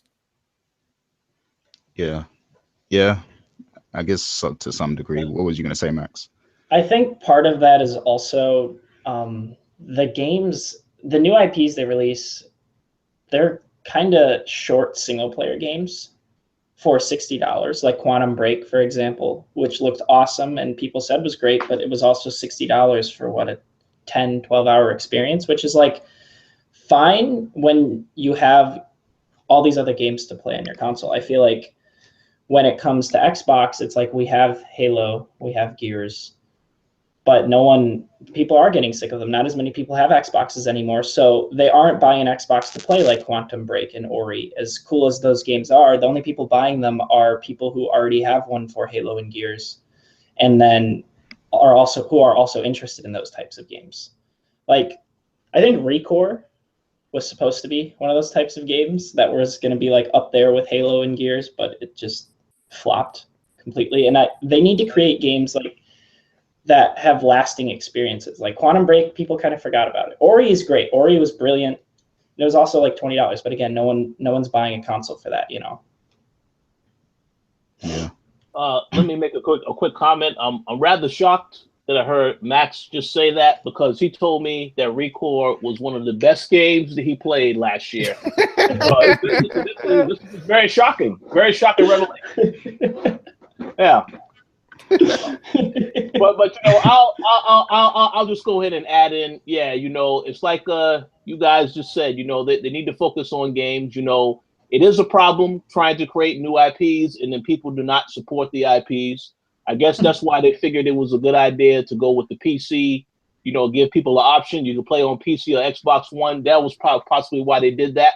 And I'm pretty sure that has helped the sales of Gears and the other games. But I just, you know, it's very hard for them to change the mindset of what the system has already, you know, the system, Xbox has always been synonymous with shooters more so than anything else. So they're having a hard time changing that mindset. And I don't know what they're going to do. When you cancel games like Scalebound, and Phantom Dust, which is another game, I'm pretty sure a lot of people was looking forward to that game, right? Yeah, right. When that game is a Phantom. Yeah, it's Phantom, and Microsoft turned it into Dust. So that's the problem. So they need to figure out, and you see the struggle, because I recall when Tomb Raider came out, you know, Phil Spencer said, we don't have any game like that. That's why we got that timed exclusive deal. In the same sentence when he said, you know, I don't like third-party deals, but, you know, my boss needed us to do this deal, so it's done. And that game did not sell well. And yes, for my fellow friend out there, Seth, yes, it did not sell well on PlayStation 4 either, which is why you have to doubt what the developers are going to do with this Marvel, you know, license with Square Enix involved. But that's another story. We'll see what happens. But to stick with Microsoft, yeah, they need to try harder. And if it requires that they need to take time building up more studios to focus on first-party development, regardless of how long it takes, they need to really focus on that. But we'll see about that, because this is an uphill battle. And I have no idea when Scorpio does come out, I have no idea what's coming out with it. Yeah, Crackdown, you know, Forza 7. But outside of that, I don't know. As I already said on this show, I'm not really a fan of Sea of Thieves yet. Now, once I play it, maybe I'll have a different perspective. But I look at this game, I'm like, come on, son. That game is not, that's not my type of game. But we'll see what happens. Yeah, you said something very real when you said, you know, Microsoft, you know, they don't have like their own Uncharted, so they tried to secure Tomb Raider, you know, as like a timed exclusive kind of thing. But if they, you know, maybe if they put more money and time into, you know, getting these studios to make first party games, then they would have more of that stuff, you know, instead of just trying to make deals with third parties, like, you know, focus on building your own first party, you know, lineup and stuff. Because with Sony, like, they have a long history now of like first party IPs and stuff that they can go to. Like, they've got older ones that they could go to and bring back, or they could create new ones. And, you know, the one thing I will say about Sony is they do always experiment with new IPs, and they always announce, you know, new IPs. You might have to wait like 4 years to get them or whatever, but at least like they're always coming out with new IPs and, you know, experimenting and stuff. So I think Microsoft just needs to do more of that, like creating their own, you know, first party games instead of just trying to secure these deals and stuff. I know it's a very competitive market, so sometimes, you know, they want to secure these third-party deals, but they need to, you know, put in some more groundwork first, because the Xbox brand is still very new when we compare it to, you know, Nintendo and PlayStation. Like, it's still a very new brand, and they, you know, they don't have the long line of history that the two other brands have yet in terms of IPs. I mean, they've done really well for the time they've been around. They've, you know, they've established Halo and Gears of War and, you know, all these other games, and they've got Rare with them and everything like that. So they've done really well, but they just need to work more on building their own first party, I think, in that sense. But you guys got any final words on this topic? Yeah. First off, that Rare is not Rare anymore. Let's be honest. That is, everyone there is gone. Second off, that's exactly the thing they need to do. That's one of the things they need to do. Like, people shit on us getting Halo and Gears all the time, and yeah, I get that. But like, to be fair, Halo generally has like a 3 to 4 year development cycle. Like, the game didn't sell super well, but it plays phenomenally. Like, it handles really, it's one of the tightest shooters I've ever played. And Gears also like runs really well and everything, because they let them sit for a while. They don't let their other IPs do that. Like, that's a perfect point. Like, yeah, they don't sell as well, but they still work great. They run brilliantly. They show off what the console could do. And I don't well, I shouldn't say I don't get why they don't do that for all of them, but they should be doing that for like Recore. We're saying in the chat, Recore has potential. It did. If they had let it sit for another year, that game would have been awesome. Probably 8s and 9s out of 10s. But they just kind of like rush these games out, and I don't know why. I'm sorry. I have a question for you, Max. Okay. You said the game would have got 8s and 9s. You mean a 0.8 and a 0.9, right? It wouldn't have gotten higher than that. They spent more time on it. Yeah, I just have to ask the question because a lot of people complain about that game. I know Mr. Lugo had a lot of things to say about it. I was burnt bad about that game, and because when I reviewed it, Rich, even when I saw it at E3 and stuff, I really wanted that game to be good. Yeah. Well, that's unfortunate. No, I don't want to cut you off, Max. You may continue. Oh, that was pretty much it. Oh, no. Okay. Yeah, no, those were some good points that you brought up. But yeah, any final words from anyone else on this topic? Yeah, I don't know, man. Like I said, they're in a tough situation, man. It's like they want to make new IPs, but the fans don't want to buy them. I don't know what the hell they could do. Yeah, I guess we just gotta wait and see how they approach things. I'm actually hoping now that they do some sort of reveal ahead of E3, just because now I kind of want their E3 show to be like a balance between showing us more about the system and showing us games as well. So I have a prediction about that, by the way. I think we're going to get similar to the Xbox One reveal, which was terrible, but I believe we're going to get Xbox Scorpio reveal, right? Which will be tailored more to gamers. That'll be before E3, right? Then during E3, it's just going to be like Microsoft always does, wall-to-wall games. So that's what I think is going to happen. Yeah, that would be a good approach, I think. You really think they're going to show it before E3? I have no idea, but it'll be games, Yeah, I don't think it would be like 100% games or anything. Like, I think they'll still have to, highlight, because that's a big stage and a lot of press is going to be at E3. So they probably have to show some parts of Scorpio. But yeah, and also got to drop a car from the ceiling too. Can't forget that. They'll drop a Scorpio from the ceiling. So, yep. Yeah. Everybody gets a new Scorpio. Or just a giant scorpion or something. Oh, shit. Go ahead, Max. Do you really think they're going to reveal the Scorpio before E3? Yeah, I do. Really? Just like they did with the Xbox One, just like they did with PlayStation 4. I think it's going to happen. That'd be interesting. I think it's a good idea at this point, too. But go ahead, Rich. I agree. So to go along with that reveal, let me ask the question: are they also going to talk about TV, 4K TV shows? Is that all they're going to be talking about at that reveal? Because they damn sure won't be many games that they could talk about. So, Rich, are you saying that much like sparse rendering, their lineup will be sparse?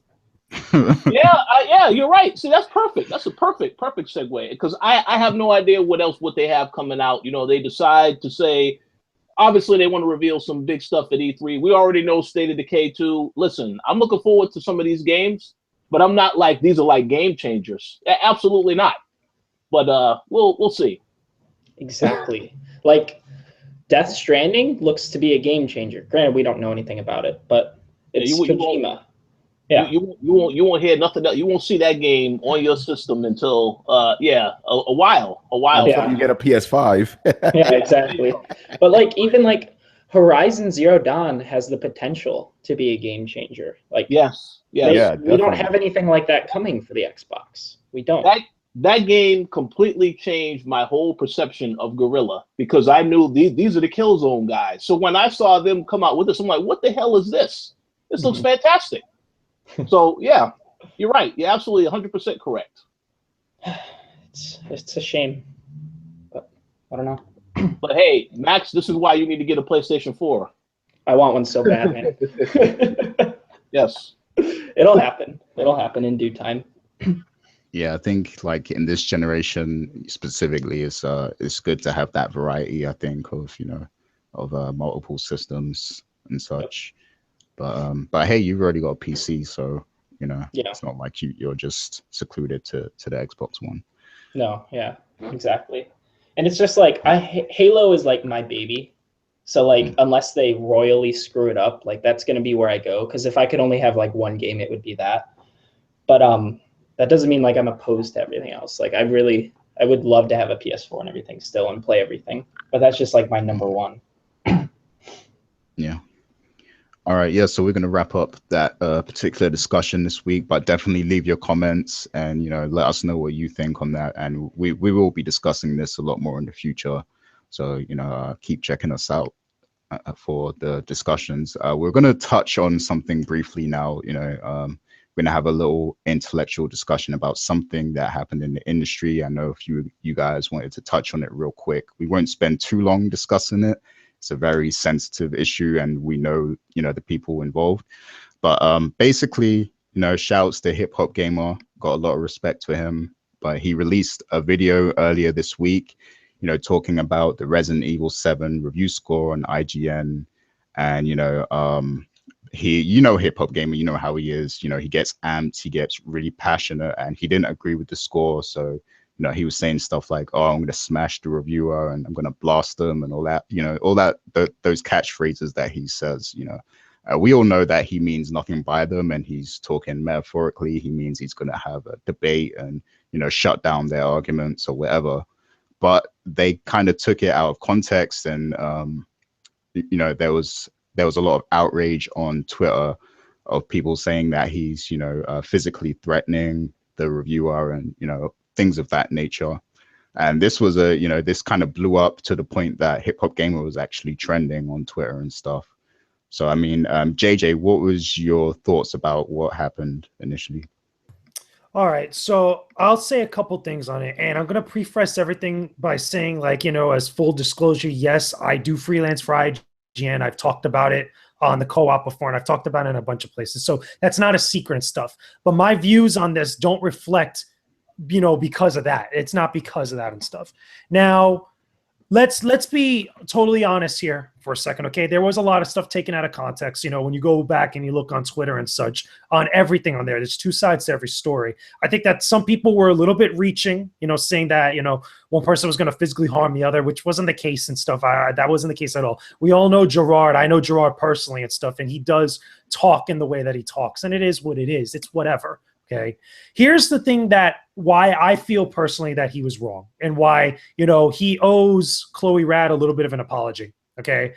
And while other people might not feel like that and might not feel the same and stuff, here's where I'm coming from. And here's where I feel like where this becomes more about other stuff rather than the actual score that IGN gave or about the game itself.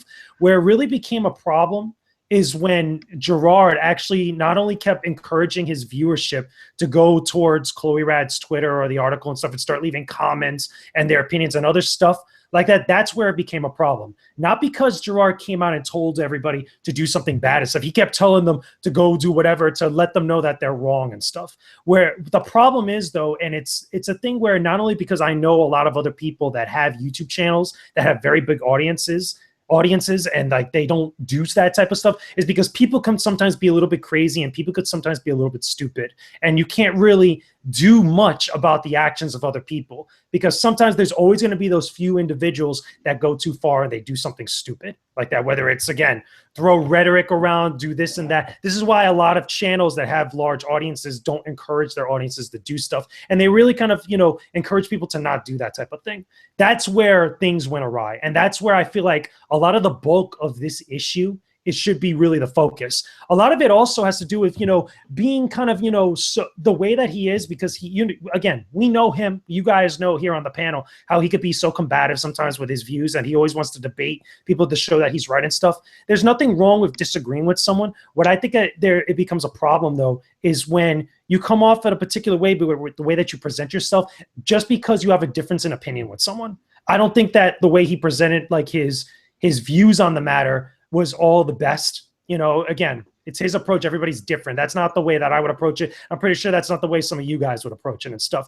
You could disagree with someone. You could tell them, listen, I think you're wrong. I think you're straight up wrong. Or you could say that, yo, I want to have that discussion with somebody or debate or whatever. But in the way that he went about it, I don't think was the best idea. I think that, at once he started, telling everybody in the actual stream and posting up on YouTube, to go over to this person's Twitter, to go to the actual article, to the comment section and stuff. I think that's when everything went downhill from there. And for that, I feel like he still owes Chloe Rad an apology, because that was not cool. It wasn't cool, not just with me, but with a lot of other people too. People that, again, just on the outside looking in.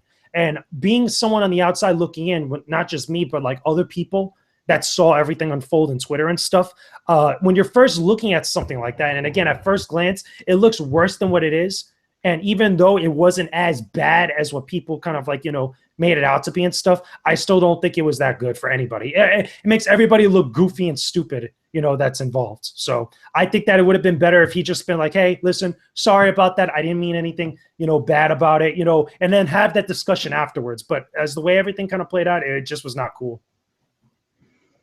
Yeah, I mean, like my point of view on the whole situation is like, I don't agree with him making the video in the first place. Like, I don't like the whole arguing about review score and stuff like that. Like, it's really pointless to argue an IGN review score or a review score in general, to be honest, because it's based on opinion.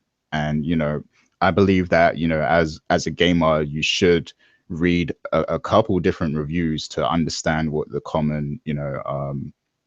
common I guess issues with the game are, and make your own calculated decision on whether you want to buy that game or not.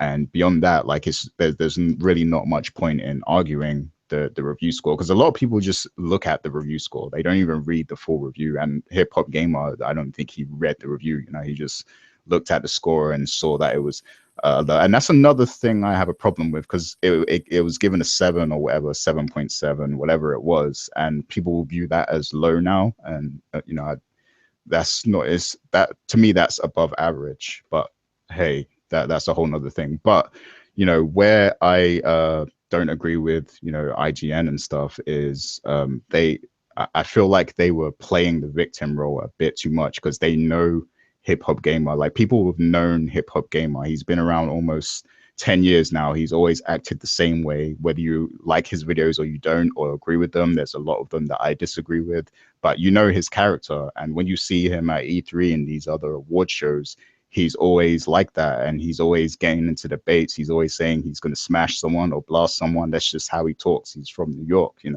that's his slang. But like, when this went down, I saw, a ton of people on Twitter just like trying to go at him and assassinate his character and stuff. And it started to seem like it was a bandwagon movement against, towards Hip Hop Gamer, just because they had something to get at him about, kind of thing. And that's what I really don't like about the situation. But yeah, I mean, in the grand scheme of things, I wish he hadn't made the video. I mean, he could have just made a video saying, praising Resident Evil and, talking about what he likes about the game and stuff. And, if he disagreed with the review, he could have briefly mentioned it. He didn't have to take it to the extent he did in the video, I guess. But hey, I mean, he's very passionate, and that's what you understand about Hip Hop Gamer. He's a very passionate person. So, I understand him, but, I guess other people don't. But Tony, what do you think about this whole thing? Yeah, I mean, we talked about this on Throwdown, so I'm going to try to give you like a more condensed version of it. And I'm even going to leave in the controversial stuff I said too, because it needs to be said, right? All right, I don't have a problem with Hip Hop Gamer, quote unquote, putting reviewers on blast. Everything he said about this woman, he said about other people before, right? Nothing has changed. Yeah. The only difference is, because a woman, everybody felt like grandstanding. They wanted a virtue signal, all this other nonsense, right? Like that was like, I'm like, guys, he hasn't changed his whole like language here, putting people on blast, shots fired. This is shit he's always said. He's had minimal heat before, but since this was a woman, people wanted to go, okay, this is my chance to go at Hip Hop Gamer, because he's made a lot of enemies. Let's just be honest about that, right? And I'm also going to say this too, maybe a little bit controversial. I also think some of these closet racists, had an excuse to go after him too, because they don't like, his style. They don't like any of that stuff, right? So that's the one thing I think people, it was overblown. And I even saw some like people that I guess would be considered Hip Hop Gamers allies going at him on Twitter. I'm like, you couldn't have hit this man up privately. That's kind of sleazy. Like, that incident right there taught me, like, Tony, Like, okay, because I'm already a person that doesn't trust many people in general, right? Now I'm going to trust them even less in this industry because God forbid the day I fuck up somehow and then all these my supposed allies come after me, right? Look at the way they did Hip Hop Gamer wrong, right? So that's kind of fucked up. So that's a good lesson for you guys in this industry. Don't fully trust people because they will easily turn on you if they could, like, you know, make an example out of you, right? So that's one thing. I don't mind him putting people on blast, right? But at the same time, even though I don't mind him doing it, I also think he does need to stop doing it because, dude, it's like, okay, what do you care what IGN, GameSpot, you know, all these other sites give games? Who gives a shit? And I've told him this many times. Gerard, worry about you and your fans. Don't worry about IGN. Who gives a shit what they give them? And I'm actually an employee of Ziff Davis, and I'm telling them this, right? Don't worry about fucking IGN. Don't worry about any sites. Worry about you. You know, you got to worry about yourself, you know? Like, they gave it a 7.7. Who gives a shit? You know, do you like the game? He obviously does. You've seen that video of him and his cousins playing it. They love the game. That's all that should matter, right? You know, so I don't know why he gets so bent out of shape about that. We're going to have Hip Hop Gamer on Throwdown this week, right? We're going to have him, like, talk about it. And hopefully I could get into this. Like, dude, I understand why you get upset about it. But at the same time, you shouldn't, because you shouldn't worry about other people's opinions. You need to worry about your own and your own fans, because think about it, Hip Hop Gamers fans don't give a shit what IGN has to say. They give a shit what he has to say, right? He should focus on those people, you know? But yeah, it always seems to like Hip Hop Gamer always gets in trouble at least once a year over something. So I guess this was his time, you know? But again, he's a very controversial figure. He, you know, unlike a lot of other people in this industry, he's very bold. He's in your face, and people aren't used to that, you know? And then the last thing I'm going to say is, and again, this may be controversial, but I'm going to say it. And Gary, I think you already know where I'm going with this, right? You got to watch what you say around white people in this industry, man. Like, you really do. Like, like the way I talk to you guys, the way I talk to white people, because they're very overly sensitive. I'm being completely honest right now. You know, like, you got to watch how you talk to them, because they will take things literally. You think Hip Hop Gamer is actually advocating going to this woman's house and beating the hell out of her? Of course he is, and that's just the way we talk. You know, we're, you know, like minorities in general, like, you know, Hispanics and blacks in particular, we're very aggressive people. That's just the way we talk. We don't mean any of this stuff, you know. But white people, they take that shit very, very literally. So you got to watch out. Hip Hop Gamer, he's not going to change his stance. As a matter of fact, he's actually doubling down on it, which I'm like, dude, you're kind of digging yourself a little bit of a hole here. But you got to watch what you say, man. You really do, you know, because people are going to interpret it certain ways, you know. Yeah, I think, like, because when you're dealing with the industry, it's like people use legal lingo. So, you know, it's literally like whatever you say will be used against you. So, like, you know, if you're saying you're going to blast someone, they're going to take, you know, what the word actually means and, like, you know, make it mean that kind of thing and use that against you. So I think that's kind of the case, because I'm sure a lot of these IGN people knew exactly what he was really trying to say. Like, they know his slang, they know the lingo, they know how people talk like that. But because the fact that he said it, they can, you know, interpret it to mean something else. So they were kind of just using that against him. So yeah, you do have to be careful how you put things in this industry, or in any industry, you know, that has professionals and stuff. Yep. But so Max, what do you think about this whole situation? I think that in the chat, Miguel Perez actually brought up an interesting point. He was saying how there are millions of YouTubers blasting on IGN's crew. And from what I see, there are tons of people that are always shitting on IGN. I'd argue probably the most shit on website, like, in the games industry. And that makes me think, like, did they blow up about Hip Hop Gamer saying something just because he's bigger? Is that, like, the reason they went after him? Like, why not say anything to everyone who does this kind of stuff? Because it happens all the time. You know what I mean? And I'm sure worse things are said. Way worse things are said. No, I'm going to jump on that real quick, because that you hit it on the head. It's because Hip Hop Gamer is a bigger guy. Just like IGN gets a lot of shit because they are literally the biggest gaming site. Basically, when you're on top, you're going to get more people coming after you. So that's why IGN, you know, frequently gets a lot of shit. Even though, again, I don't understand why people are getting mad about that. Let IGN do what they're going to do. Don't worry about them, right? But again, Hip Hop Gamer, since he's big, this is why he's getting a lot of flack too. This is almost as big as when he said that if you're a reviewer and you give the order a low score, you're a racist. This is equivalent to that. I didn't agree with him at all on that. But like, yo, no, dude, don't say that shit. But that's what it is. Because he's big, people are coming after him, you know? Yeah, and like hip hop gamer has kind of been like anti-establishment for a long time. Like he you know he does his own thing. Like he doesn't care about like the rules and guidelines that a lot of like professional journalists follow, and they resent that. They don't like that because he has pretty much the freedom to do what he wants. Like whereas they have to follow set guidelines and stuff like that. And a lot of these dudes aren't as passionate as he is as well, and they don't like that because hip hop gamer, he's very passionate, which makes him very knowledgeable about games and stuff. And these guys, they're basically there just to have a job kind of thing. So they a lot of them don't like that, so they would look for any reason to kind of bash him just because in the past he's been so anti-establishment himself. So Okay. yeah. Rich, I know you had some things to say. What are your thoughts? So let me go and start by saying this. I actually witnessed this video as it was being recorded live because it was a Facebook Live reaction video, if you will. I think that the big issue here was the fact. I mean, I've seen Hip Hop Gamer talk about a lot of games in the past, about the scores, so on and so forth. I think the big issue here was the fact that he told his fans to go after this other person and oh yeah, voice your concerns, go after this other person. Where's the Twitter account? And let me just tell you why it was an issue.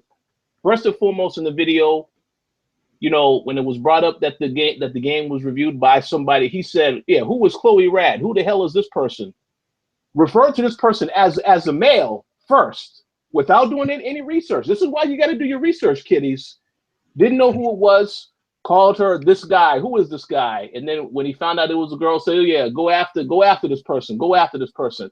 I think that was the issue because, again, just like Tony already said, he needed to focus on, he knows that he has his own audience to worry about, so he should only worry about talking about a game from his point of view.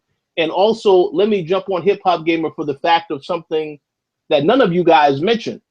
In that video, he says, I've only played 40 minutes to an hour of this game. We as reviewers know as you play a game over time, your opinion can change. Whereas this person who reviewed the game played it in its entirety. And she complained about the boss battles in the actual review. This guy didn't read the review. He looked at the score and said, oh, this is horrible. This is a horrible review, a horrible point of view. So I'm gonna expose this. And to me, personally, as someone that runs this site, we have had this issue many times where people come to the site, they look at a score, don't bother reading any of the review, and immediately say, oh, well, the game must be trash because look at what they gave it. We had an issue. I can go give you a perfect example. We had our boy Eddie V, who used to write for the Koalition, did a review of Devil May Cry. This is a game that actually got great review scores everywhere. I think he scored it a 90. The first, as soon as the review goes live, I see about 50 comments, people talking about, oh, Capcom paid us off because of the score we gave the game. Whereas it got a good score at pretty much every site. So that's the problem. That is another problem that I feel people shy away from. When they see a score, they don't even bother reviewing, reading the review to see what the person liked and didn't like. They just immediately say, oh, well, it's not this score, so it must be trash. That is something that needs to change. But of course, as long as you have a score, it's not going to change because people are going to see that number and associate that with it being whether a good, bad, or whatever experience, when they should read the review in detail to see exactly what the reviewer has to say. So going back to what happened with Hip Hop Gamer, yeah, we all know Hip Hop Gamer. We all know him personally, but we also got to keep it real. We know that he hypes up every game. Every game he says it's amazing. It's fantastic. 9 times out of 10, I'm looking at myself. I'm like, did we play the same game? I don't think so. And I have to ask this question. Now, this is where you'll know Hip Hop Gamer has truly lost it. If he gets his hands on that Black Tiger game, you know what game I'm talking about, Tony. I like the Black Tiger. Yeah, if he gets his hands on that game and gives it a 10, or it says, oh, this is amazing, then you know something is wrong with this guy. because everybody has says, why the hell would Sony have this video up on their YouTube channel? I mean, it's ridiculous. But, you know, with all due respect, everyone has an opinion on a game, and people need to remember a review is an opinion. 9 times out of 10, you won't necessarily agree with the person. I mean, it happens. You'll either agree or disagree. But at the end of the day, when you play a game and you form your own opinion, that's all that matters. That's all that should matter. And, you know, you shouldn't be criticizing others just because they think a certain way. Well, if you like the game, that's it. That's all you need to focus on. But I don't really like the way that the situation was handled. Because, again, you know, you don't want to send people to somebody. Now, if Hip Hop Gamer actually read the review and gave constructive feedback as to what was wrong with it, that's a different story. But he didn't read the review because I saw the video live. He just said, oh, they gave it a 7. Oh, I don't know why they gave it a 7.7, but it's trash. They're trash. Go after them. I had a problem with that. But it is what it is, I guess. Can I quickly jump in real quick? Because I think you brought up a really good point, right? Again, I don't mind Hip Hop Gamer, you know, I quote unquote going after people, right? But the thing is, you hit it on the head, right? He's a guy, and I'm going to bring this up to him when I have him on the show, right? He's a guy that played an hour of the game, and he's criticizing somebody who played the full game. I've read Chloe's review. I've seen the video. Everything she said is, I like, even though I may not 100% agree with it, she isn't wrong, right? Okay, because you got to understand, at the end of the day, what is a review, right? Even though some people say you can have objective reviews, no, you can't. Every review is an opinion, right? And she felt that there were too many monsters or whatever. They were kind of cheesy. And I'm like, okay, I personally like the monsters in Resident Evil 7. She didn't. That's perfectly fine. And some of the other things she brought up about the game were valid criticisms, right? And I'm going to be honest again, and I'm saying this as a friend of Hip Hop Gamer, of Gerard Williams, right? I'm going to take her opinion of the game more seriously than his, because she at least beat the whole game. I beat the whole game, and I'm like, okay, I see where she's coming from. You know, if I were to score the game, which actually I am going to score the game, you know what? I'll shut up right now because I am going to score the game. I just realized that I'm not going to give that away. I'm probably going to give it a higher score, but it won't be too far off from 7.7. And just quickly, I need to say this because Gary brought it up too. 7.7 is not a bad score. That is not a bad score in any stretch of the imagination, right? But then again, and I'm going to tout our horn now, we at the Koalition actually use the entire scale, right? So an average game is a 5 for us, right? What does average mean? It doesn't mean it's trash. It doesn't mean it's the greatest thing. It means it works. So anything above that makes it better. This game is almost an 8 according to IGN, right? That's a damn good score. So he's flipping out over that. You know, it's really stupid. I'm just going to be completely honest. It's stupid to be flipping out over a score. That's actually good. It's a good score, you know? So, yeah, it's crazy, man. But, Rich, I'm glad you brought that up. It's like, hip hop, bro, seriously, she at least beat the game, bro. Where you at? you know something? And I want to say one more point on it, then I'm going to kind of recede, because I feel like, you know, most of what needs to be said has already been said by just about everybody here. What it comes down to, not only about the fact that don't be so bullish to encourage your viewers or whatever, encourage a lot of people to do one thing or another like that, especially towards an individual. I think that's dead ass wrong. I don't think that's cool whatsoever. And like I said, he owes Chloe Rad an apology for that. But really, at the heart of the matter, what we're all kind of like summarizing, you know, in some form or fashion, is that everybody has different opinions, and there should be discussions there when there is a difference of opinions, but you shouldn't put down another individual for having an opinion. That's the heart of the matter. And I feel like that's not only true for our industry, you know, in gaming, but that's true for just about every other industry out there that involves criticism, both movies, film, music, comics, books. The list goes on and stuff. So when you want to talk about professionalism or non-professionalism, or you want to talk about having legitimacy or credibility in any sort of industry like that, it's not only about formulating your own voice and coming up with your own opinions about stuff, but also respecting that others are going to have their own opinions and being able to deal with that. Okay, rather than just try to put yours over another's. But like I said, that's all I have to say on the matter. I feel like I've said enough. Yeah, well said from everyone. You know, everyone has a different view on that. We just wanted to kind of touch on that briefly. But yeah, I mean, you know, people, there's no reason to be, you know, scared of Hip Hop Gamer. He's a very nice guy and everything. Who you should be scared of, though, is that wrestler he had in the video, because that dude looks like he does like 200 push-ups like every day or something. So yeah, watch out for that guy. But yeah, that's all we got to talk about this week. So yeah, we're gonna go through our shout outs now. Starting with you, JJ. Give your final thoughts and shout outs.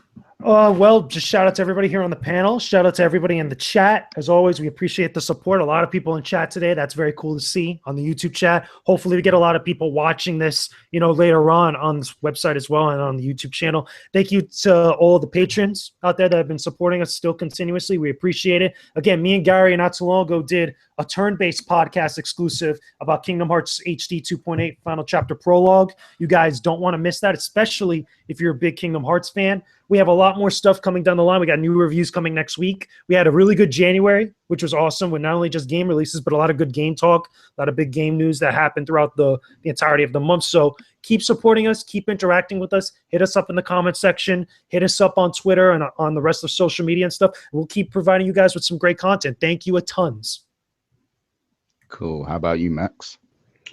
Yeah, always great to be back on the show every week. Happy to see everyone in the chat and contributing. I love talking with you guys, and I will see you all next week. Cool. Mr. Tony Polanco. All right. I want to give a big, quick shout out to Capcom for resurrecting Resident Evil, and it just needs to be said as many times as possible. Right? It's just so good. I hope they do that with Street Fighter now. But as always, I want to give a shout out to everybody in the chat joining us, the patrons.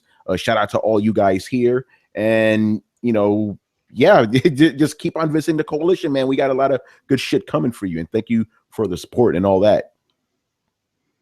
Cool. Yeah, and definitely check out that upcoming Throwdown with Hip Hop Gamer. That will be out on Thursday, and also Throwdown Your Questions will be out same day that this is published on the website. So definitely listen to that also. And Mr. Richard Bailey Jr., final thoughts and shout outs. Yeah, I'd like to give a shout out to all the fans that continue to support us. Those that are watching live, shout outs to all of you. Shout out to everybody on this cast. I also want to give a shout out to Capcom because, Resident Evil 7 is awesome. I haven't had any issues with it quite yet, but good game so far. Let me also throw two other quick shout outs. We got a release date for Prey. I'm looking forward to that game. That trailer looked good. And Tekken, obviously, right before E3. I just wanted to make sure I mentioned that. But that's pretty much it for me. Thank you all for checking out the show, and looking forward to talking to you all again next week. Cool. Yeah, and as always, shouts to all of our Patreon supporters. That's M. Collins, Sean Gority, Michael Hatcher, Steve Fearon, Mauricio Aguilar, Himdil, Fergus Mills, and Lelawin Leslie. Shouts to all you guys. We appreciate you for supporting. And look out, because on the very same day that this podcast comes out, we'll have our giveaway up so that you can win Neo in February. So definitely fill out the form. Go ahead, Rich. Yeah, let me just say, for those of you that decided not to vote for Horizon Zero Dawn, I better see that the top of the MPDs in February. All of you better buy that game. Yes. Because you decided, because I figured that was the game that was going to win that, but I was wrong. So Neo it is. So tomorrow.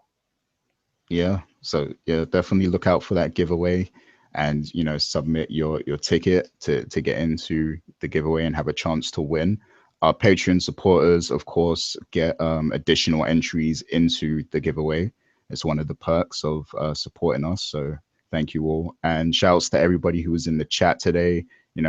As I was hosting, I didn't get to read it as much, but I will be reading through it after the show. But shouts to all of you guys. We appreciate you interacting with us while we were doing the show. And that's pretty much it. We'll see you guys next week. Peace out, everybody.